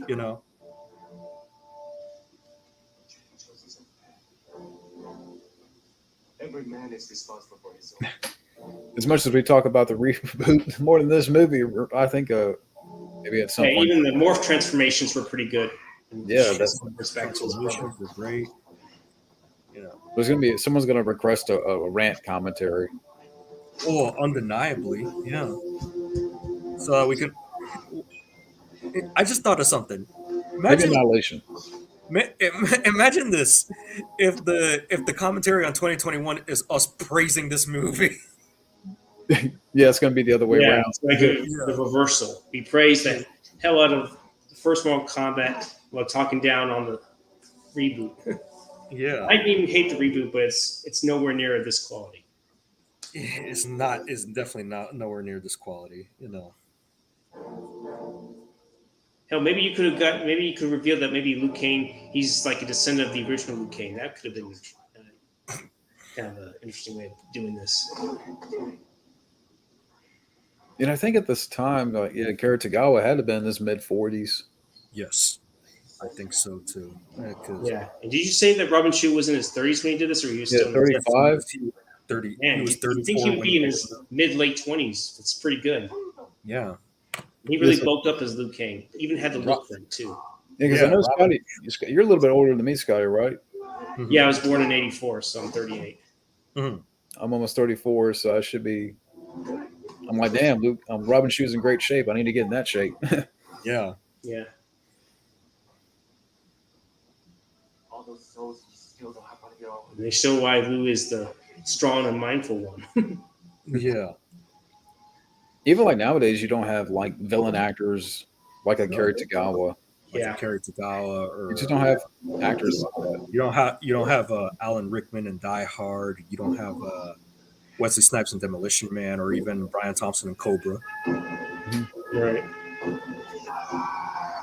Well, you made me think of Annihilation. Great. Yeah. Oh, Yeah. man. That'd be the next one.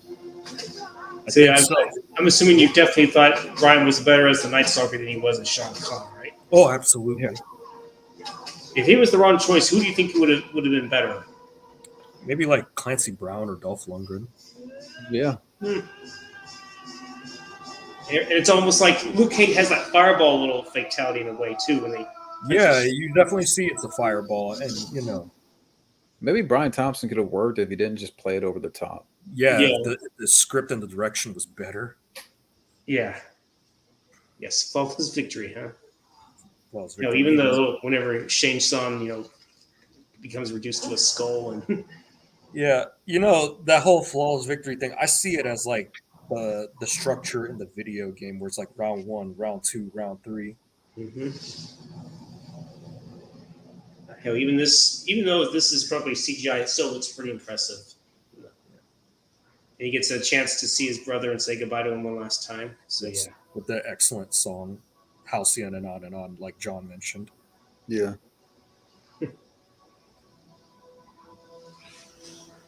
Which now I want to download it on my phone. Like the more I have the soundtrack. you do. Yeah, because another movie from this year. I mean, we talked about Hackers earlier, but yeah, used the same song in the beginning of the movie. Yes. You know, I'm surprised. Scotty might understand this. I'm surprised the Prodigy didn't do a song for one of these movies. I'm surprised they weren't invited for the sequel. Yeah, for Annihilate. They did do a song for the Spawn soundtrack, though. Yeah, I have the soundtrack to Spawn. Actually.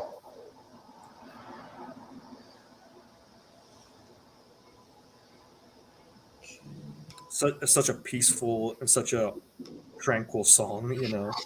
Yeah. And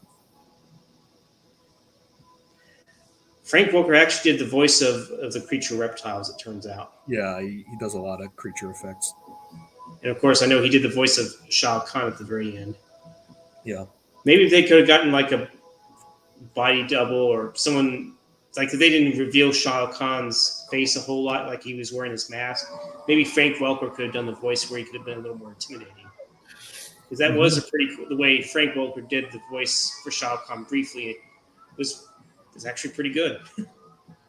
And here in the sequel, he's a bit over the top. Yeah. Yeah. That's just bad direction. Yeah. Then I thought about like I never brought this up with Alex, but if this was going to turn out like if we did a double of Mortal Kombat and Annihilation, imagine that. About how this one got it right over the majority of Annihilation. Yeah. If people want it bad enough, we'll come back for Annihilation. Yeah. Yeah, it's going to be a ranting commentary for sure. Yeah. Yeah, just the way the ending it leaves you wanting more for the sequel. Even this design of Shao Kahn looks pretty good. Yeah. Originally, this cliffhanger ending was not in the script. They added it during reshoots. Yeah. And that's it. That's Yep. it. That's all she wrote. That's all she wrote. unless if you want to stick around Yeah, for the even though the credits. film's like an hour and 41 minutes, you have like almost 10 minutes worth of credits. I'm gonna turn all the way down. So that is the commentary. And what time is it now? Let's see. It is 9:03. I can hang around for like maybe 20 minutes or something. Or Yeah. so I don't think there's anybody watching, but Yeah, I think that turned out after 7:41. So yeah, that was fun.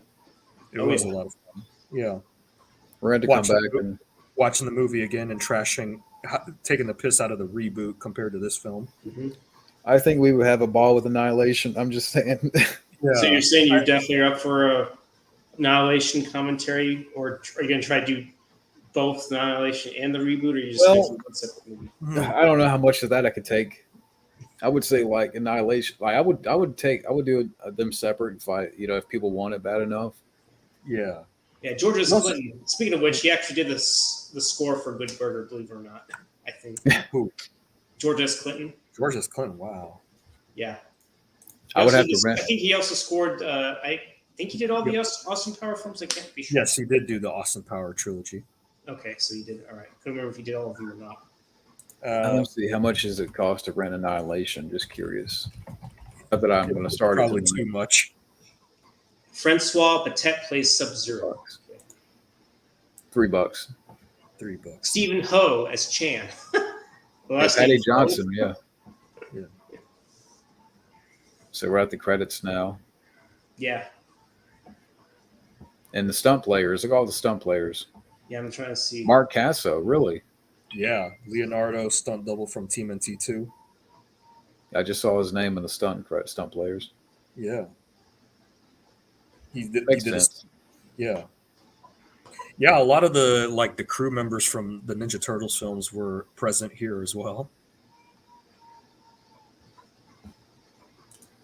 Yeah, I like how you have the little question mark icon. Yeah, that's supposed to be the combat code for MK3.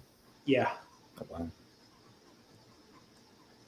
What was also disappointing about Annihilation was Shiva. She was hardly in the film, and she gets killed off rather easily. And you know, Scotty, originally Shiva was going to have a fight with Liu Kang and Raiden, but that got scrapped for budget. Yeah, apparently I think actress Martin, I forget how you pronounce her name. Margine Holden, she was pretty upset and vocal about it, I think. Yeah. I feel it coming. Annihilation is going to come. As much as we've talked about Annihilation and the reboot more than this movie. I don't know why though. No, because you have a Shiva. I don't know if it's a Shiva or Goro icon, but that's kind of cool. yeah, it's a Goro Okay, icon. Didn't know if they were referencing Goro or Shiva. Didn't know if they were going to reference anything of Mortal Kombat 3. And caterer. Can't forget Mario's catering. Why? Have you had this stuff? Is it any good? Hell, even voice of Goro, Kevin Richardson, Ed Boon was the voice of Scorpion. Yeah, Ed Boon, one of the co-creators of the game. Isn't he the one that does that little toasty? No, that's Dan Ford, the music composer. I always see that little E equals MC squared. 24 frame video display. Number 4. I wonder what that was supposed to reference. I don't know. I don't know either. I've seen this visual effects company before, R. Greenberg Associates. I think they did the first 2 Predator films, if I'm not mistaken. Yeah, I think they did Predator. CG and digital film artists. Yeah. Wow. Digital Matters, Michael Lloyd. I don't know what he's done. I'm trying to remember. I thought okay, Buena Vista. Okay, I've seen them. I know they did the visual effects for what was it? Escape from LA. This song is pretty cool. The Gravity Kills. Yeah, Gravity Kills. I used to listen to them back in the day. I know my dad had like the CD of them. Yeah. Different remixes. Yeah, Gravity Kills also did Guilty. That's the song I'm thinking of. Guilty. That's what it was. Yeah. If people, like I said, if people want us to do Annihilation, I mean, it'll have to be like next weekend or something. But I mean, yeah, it have to be next weekend. I don't know if I want to burn my eyes after this awesomeness. Yeah. Yeah. Oh yeah, Sid Dunn. I remember those guys. Sid Dunn and Bill Taylor, Illusion Arts. They did a lot of matte painting type of effects. I know they they eventually transpire into digital. I know they worked on some of the Star Trek films, at least the ones, the Next Generation ones for sure. I know they did 5. I don't know if they did. Okay, I guess they did 6. I think. Yeah, Gillis and Woodruff. Alec Gillis, Tom Woodruff. I think they already filmed their own production company, Amalgamated Dynamics. I think they're Amalgamated called Dynamics. Yeah.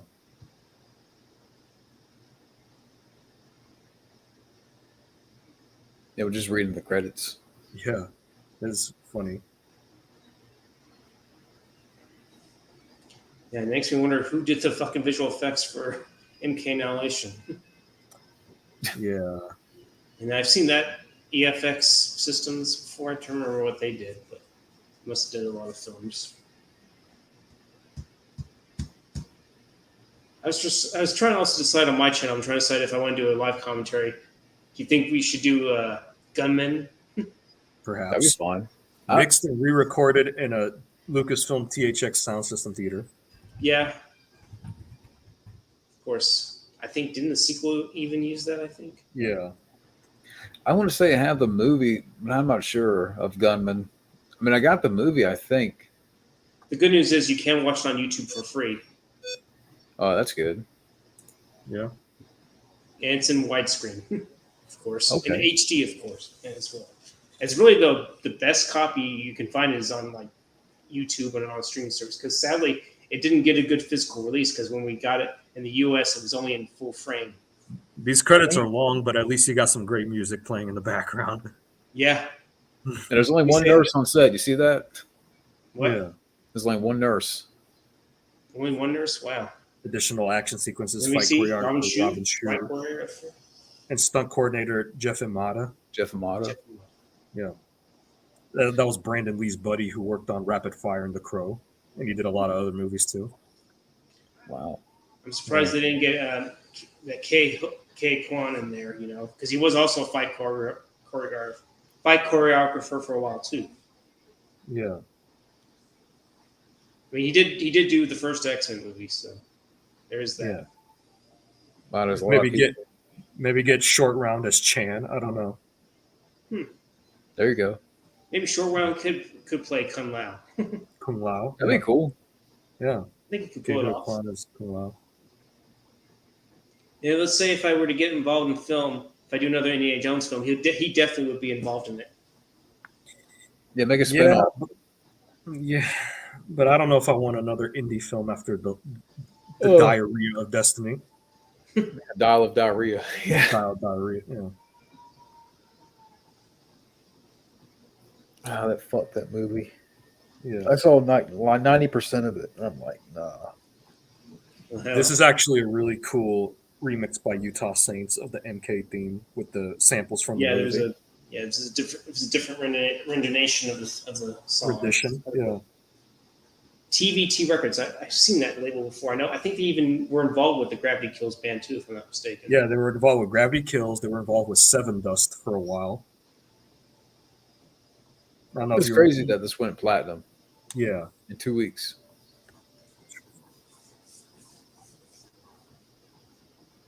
I am the chosen one. Yeah. Let's dance. Yeah. They even get the dialogue from the movie, which is also kind of cool. They mixed it in there. It was pretty effective. Yeah, we get the dragon logo on it too. Well, I mean, yeah, like I said, if people want it bad enough, play Mortal Kombat 3 at arcades everywhere. annihilate. But everyone was saying, fuck it, let's play it. Let's play that arcade game. Yeah. Yeah, they even see the Humane Society even credited on there. Danny Westerberg. Who's that? I don't know. I think he was a nurse on this film. I don't know. Oh. So it's his dedication and contribution to the motion picture company. So when this came out in May of 95?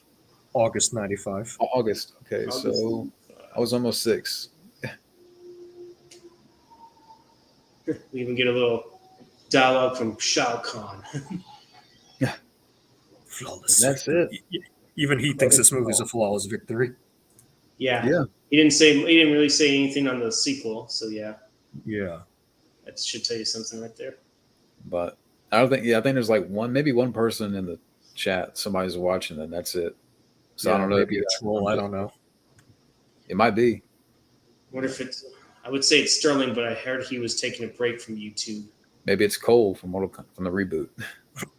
Maybe, He's been watching us like talk shit. Talk shit. yeah. But I mean, if you guys are good with that here, or if you guys want to just wrap it up here, because I don't know. I could say request for us to do the Annihilation and the reboot, but we haven't talked much about the animated Mortal Kombat movies. Like, I know, John, you haven't really seen them that much. I got the first movie. That's it. Yeah, Scorpion's Revenge. Yeah. What did you think of the animated movies, Scotty, if you have seen them? What was? I'm trying to remember what it was called. It came out the same year as Mortal Kombat, right? What? I mean, the recent animated films. The recent animated? I don't Yeah. think I've seen them, actually. If that's true. What? You're talking about the 90s animated film. Journey Begins was trash. Really? What, The Journey Begins? Or the Journey Ends? Yeah. That tie-in, you know. You haven't seen the Scorpion's Revenge. I got it, Yeah. but I just haven't watched it yet. What if we did that instead of fucking Annihilation? I'd That'd be have to fun. probably Yeah. rent It'd that. be interesting to do a blind commentary, you know, like going in the movie blind, you know, not seeing it for the first time. Yeah, you can. I rent it don't on- mean literally blindfolded. I mean, like, you know, first time viewing. Oh, hello, Marvin. Hey, we're done with the We movie. wrapped up, man. Yeah. I saw you just. Marvin. I think Yeah. he's a new Too subscriber. little, too late, Marvin. So Yeah. Yeah, he's a new sub here, but we just got literally wrapped up the movie and the credits like 5 minutes ago. And the credits. yeah, just a few minutes ago.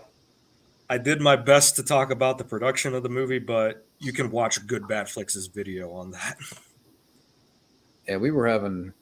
Yeah, it was fun. I had fun. It was fun. Yeah, fun. Just talking about the movie and We're talking about the movie, talking about how much better it is than MK 2021. yeah, the new one. Yeah. I don't know if Marvin's a fan of the new one, but oh wow, from Ireland. Yeah, Ireland.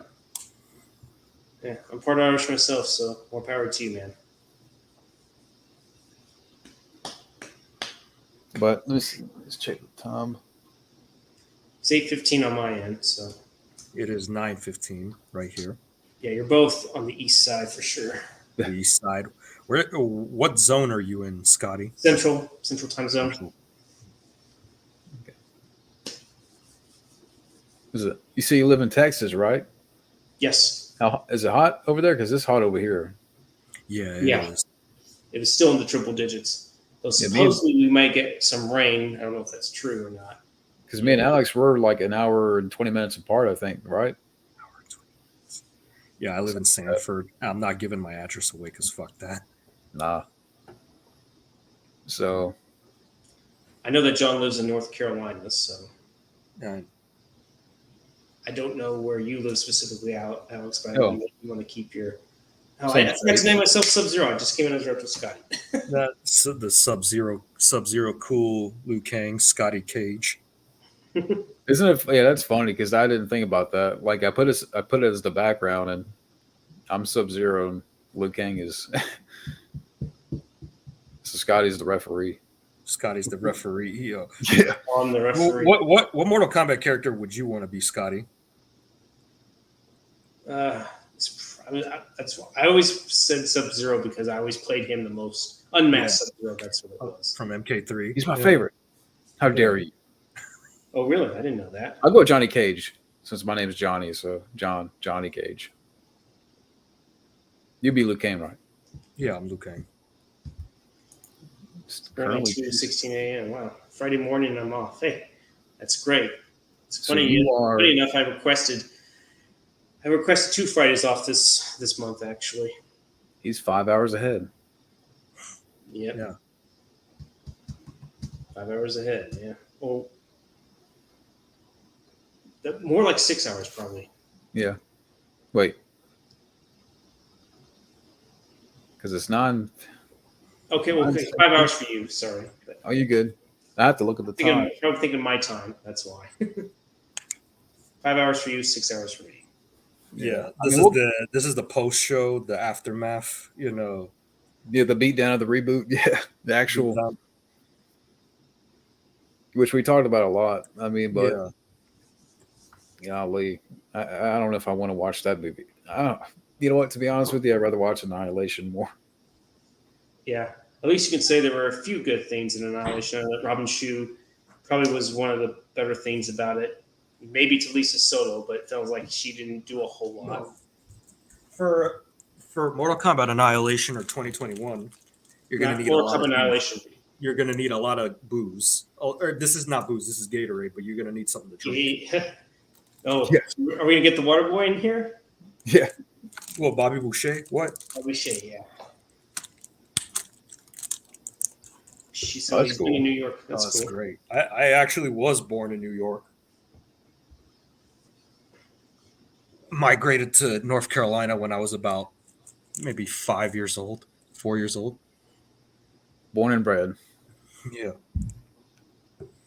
Yeah.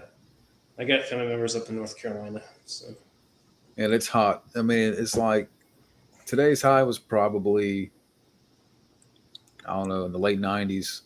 I think ours was still in the triple digits. We're talking at least 105, 106. And you're gonna have to add some alcohol to that if you're gonna watch Annihilation, right?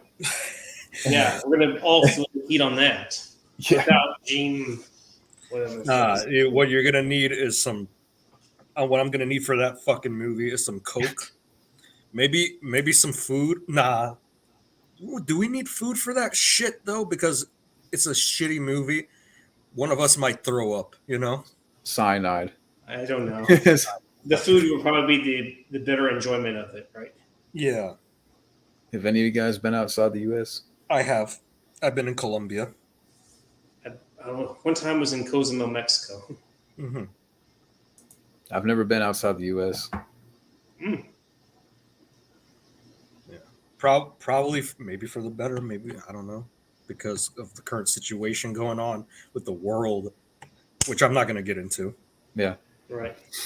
I'd like to visit maybe somewhere in Asia, Japan, maybe. That'd be cool.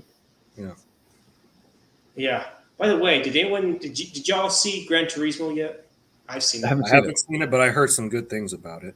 I thought it was decent. It's not perfect, but Not perfect. I mean, it's certainly better than Chappie in a way. So, Is it better than the Need for Speed movie? I actually have that one, but I haven't seen it yet. So, so was that any good, or you thought it was meh? I heard from what I remember, it was kind of mediocre, just average. Like another Fast and the Furious wannabe. Yeah, I haven't seen that one. Cars. Yeah. What were you gonna say, John? I said I haven't seen Need for Speed. I guess the only Need for Speed that we need is from Top Gun, right? Yeah. And I would have watched Top Gun Maverick again. Yeah, that was the most film I've ever seen in years. Yeah. Post-pandemic and everything. So like we haven't even talked about like final thoughts or whatever on. Still holds up well. That's what I'm going to say.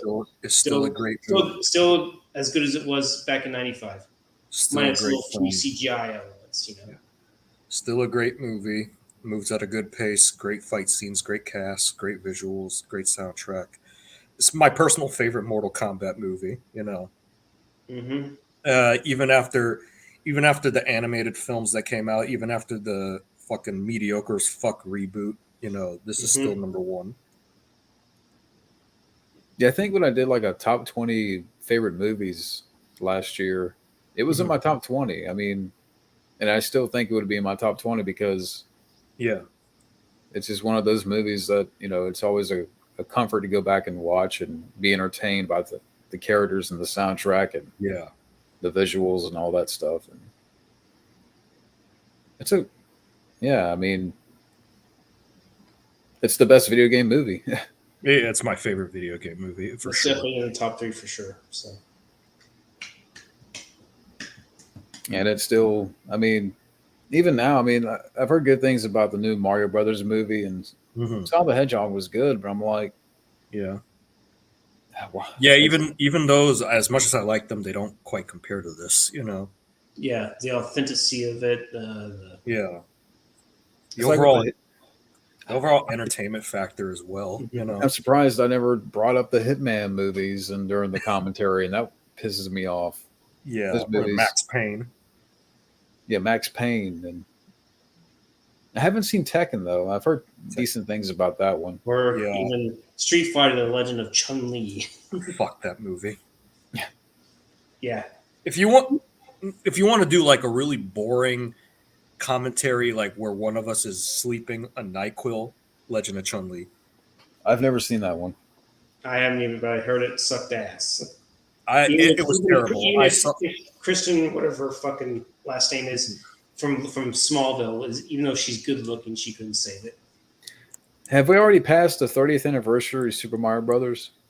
yes, Yeah, we're still That'd be we're a still good in the year. It's still 30 years we're old. still in the year, that's true. but you know, not the release month. Yeah, What, you thinking of doing a commentary for that one? but that That'd be fun. Yeah, be very interesting. But I'm then thinking- again, some Mario fans would probably come in and be like, "What the fuck? This ain't a rant. You should be ranting. Why you praising this film?" yeah. What's I so tell good him- about the '93 version? It's I no think it's fucking games. I can suck my pipe. How about that? Suck the green pipe. Yeah, Yeah, suck the green pipe. Yeah, They can suck my Yoshi. They can eat an Yoshi egg. yeah. Or suck a fungi, you know? Yeah. Lick my Goomba. Yeah, Lick my mushrooms. yeah. Look those, Suck my. They would probably get high off mushrooms though. yeah, Yeah. Legend of Chun Li. That actually had fight scenes. Fight scenes that were boring as fuck and generic. Is that the one? Is that the one with Neil McDonald or whatever Yes, his name Neil is? Yeah, McDonald. make me look down. Yeah.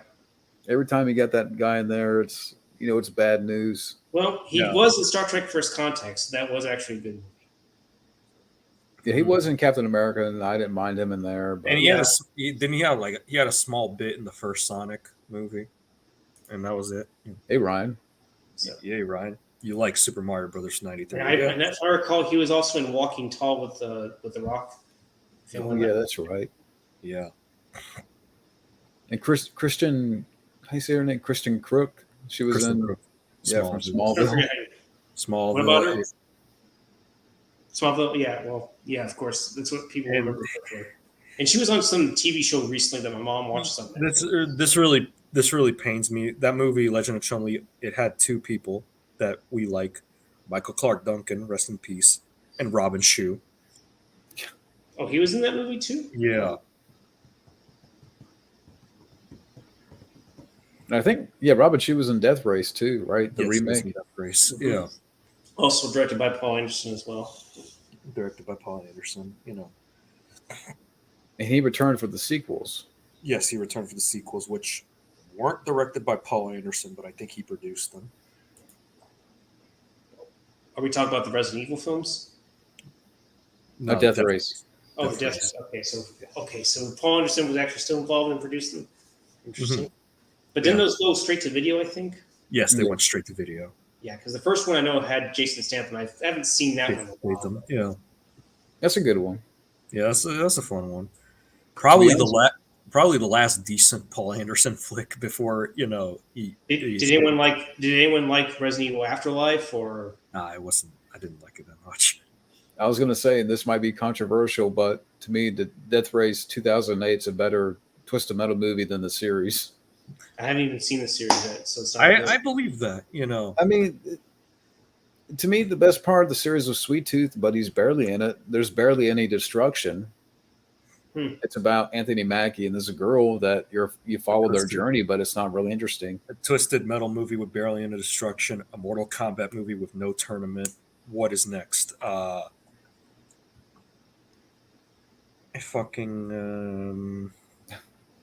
Let's make a Tekken movie, but there's no King of Iron Fist tournament. It's not Hitman, it's Hugman. Hugman. It's not double drag. It's not double dragon. It's single dragon. Yeah, single track. Oh, you wanted some dragon action? You won't get that. It's not Tomb Raider, it's Titty Raider. I don't know. It's not Tomb Raider. It's fucking Closet Raider. Yeah. No, it's actually Fat Raider because weren't they going to fatten up the character of Laura Croft? Well, if it was Since you don't- Refrigerator would be Steven Seagal starring in that one. Refrigerator. No, Fridge more Raider. like Mr. Buffet. Buffet Raider, yeah. Buffet Raider, yeah. What else is another one? The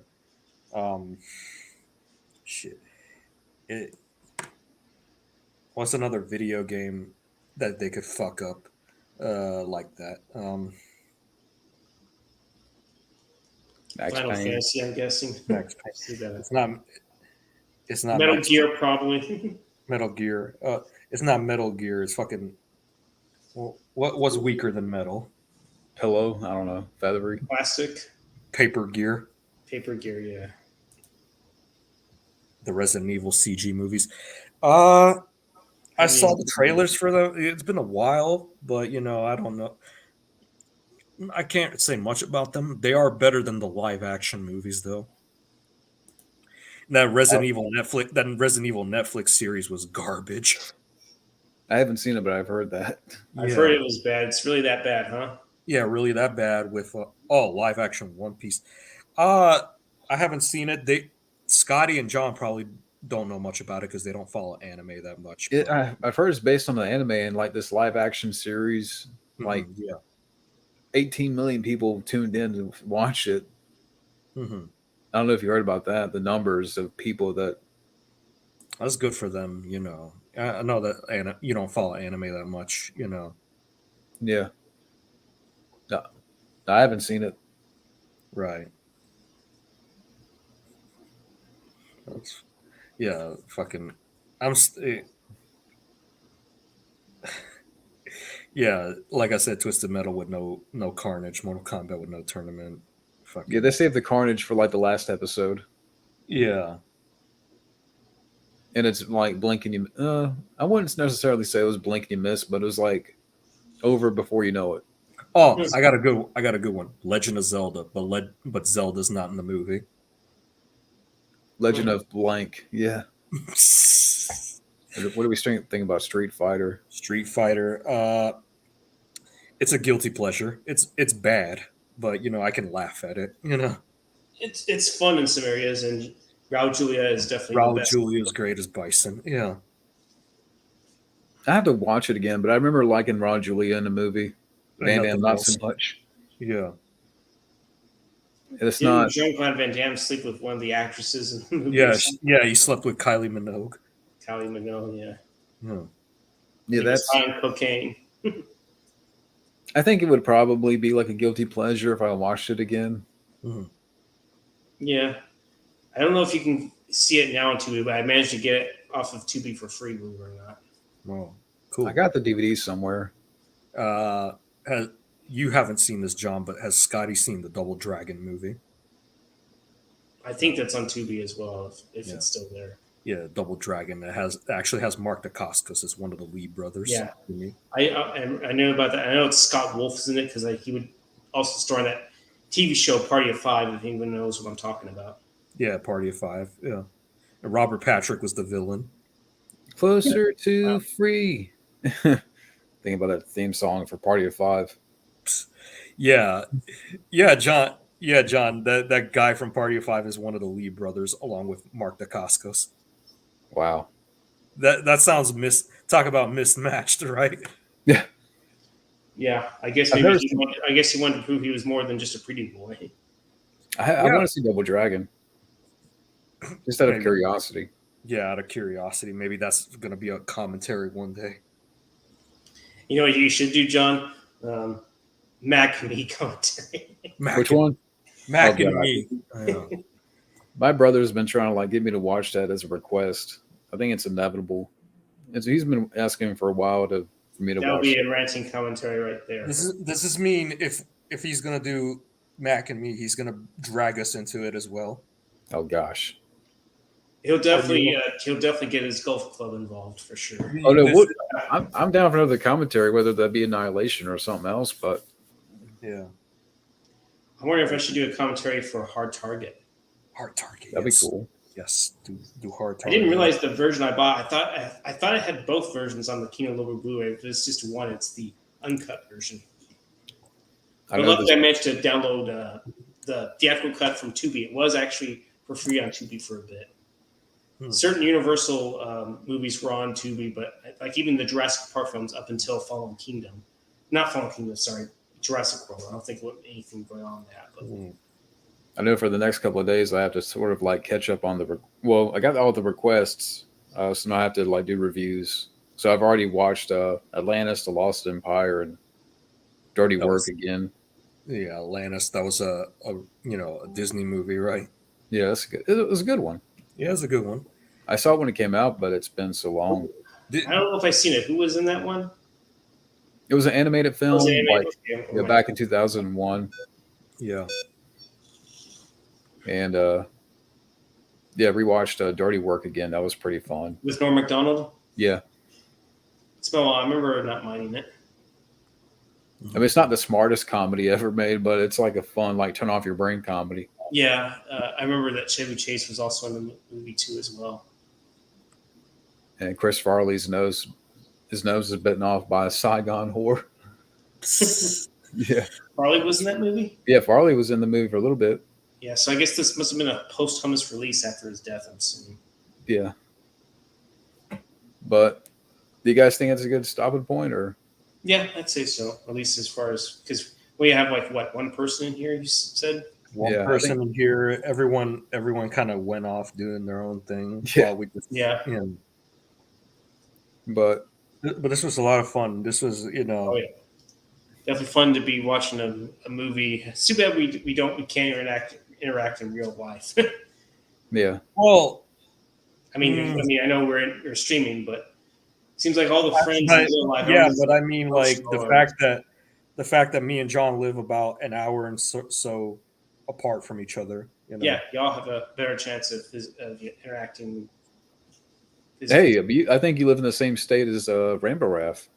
Well, yeah, he's more in Scotty? the Houston area, or somewhere not too far from Houston. I don't know where specifically. How far are you from there? From Houston? Yeah. Like three and a half hours or so, maybe Okay. 4, depending on traffic. Because I had to go down there, to Galveston, which if we have an off stream hangout, sort of, I might address that. Okay. Well, this is a lot of fun, and We rant about so much movies for bad movie commentaries. What is going to be a future good movie commentary like this one? I would suggest maybe Hard Target. We can talk Hard more. Target. That's one. That's one you brought up. All right. Have any of you guys learned anything martial?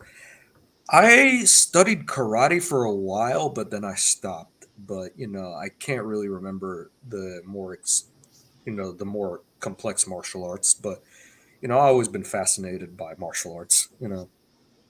I haven't. Believe it or not, I did Brazilian Jiu-Jitsu back in 2017. Cool. Brazilian Jiu-Jitsu. Yeah, I guess because I always had an interest in martial arts too, and of course, seeing John Wick, that kind of propelled me into it, especially after seeing the sequel, the second one. Fabio definitely knows martial arts. Yeah, I definitely. Yeah, I should. And it's not too late. I could still partake in that. Mm-hmm. Maybe not for me, but I'd have to really save up a good amount of funds. I'm Yes. surprised. Back in the day, as much as like it really, like in the '90s with all the martial arts movies and media, like I never partake or asked to, practice some martial arts. That would have Being been into nice. Power Rangers and Ninja Turtles. Yeah. Ninja Turtles and all that stuff. Yeah. Yeah. Marvin's asking me a question. How many?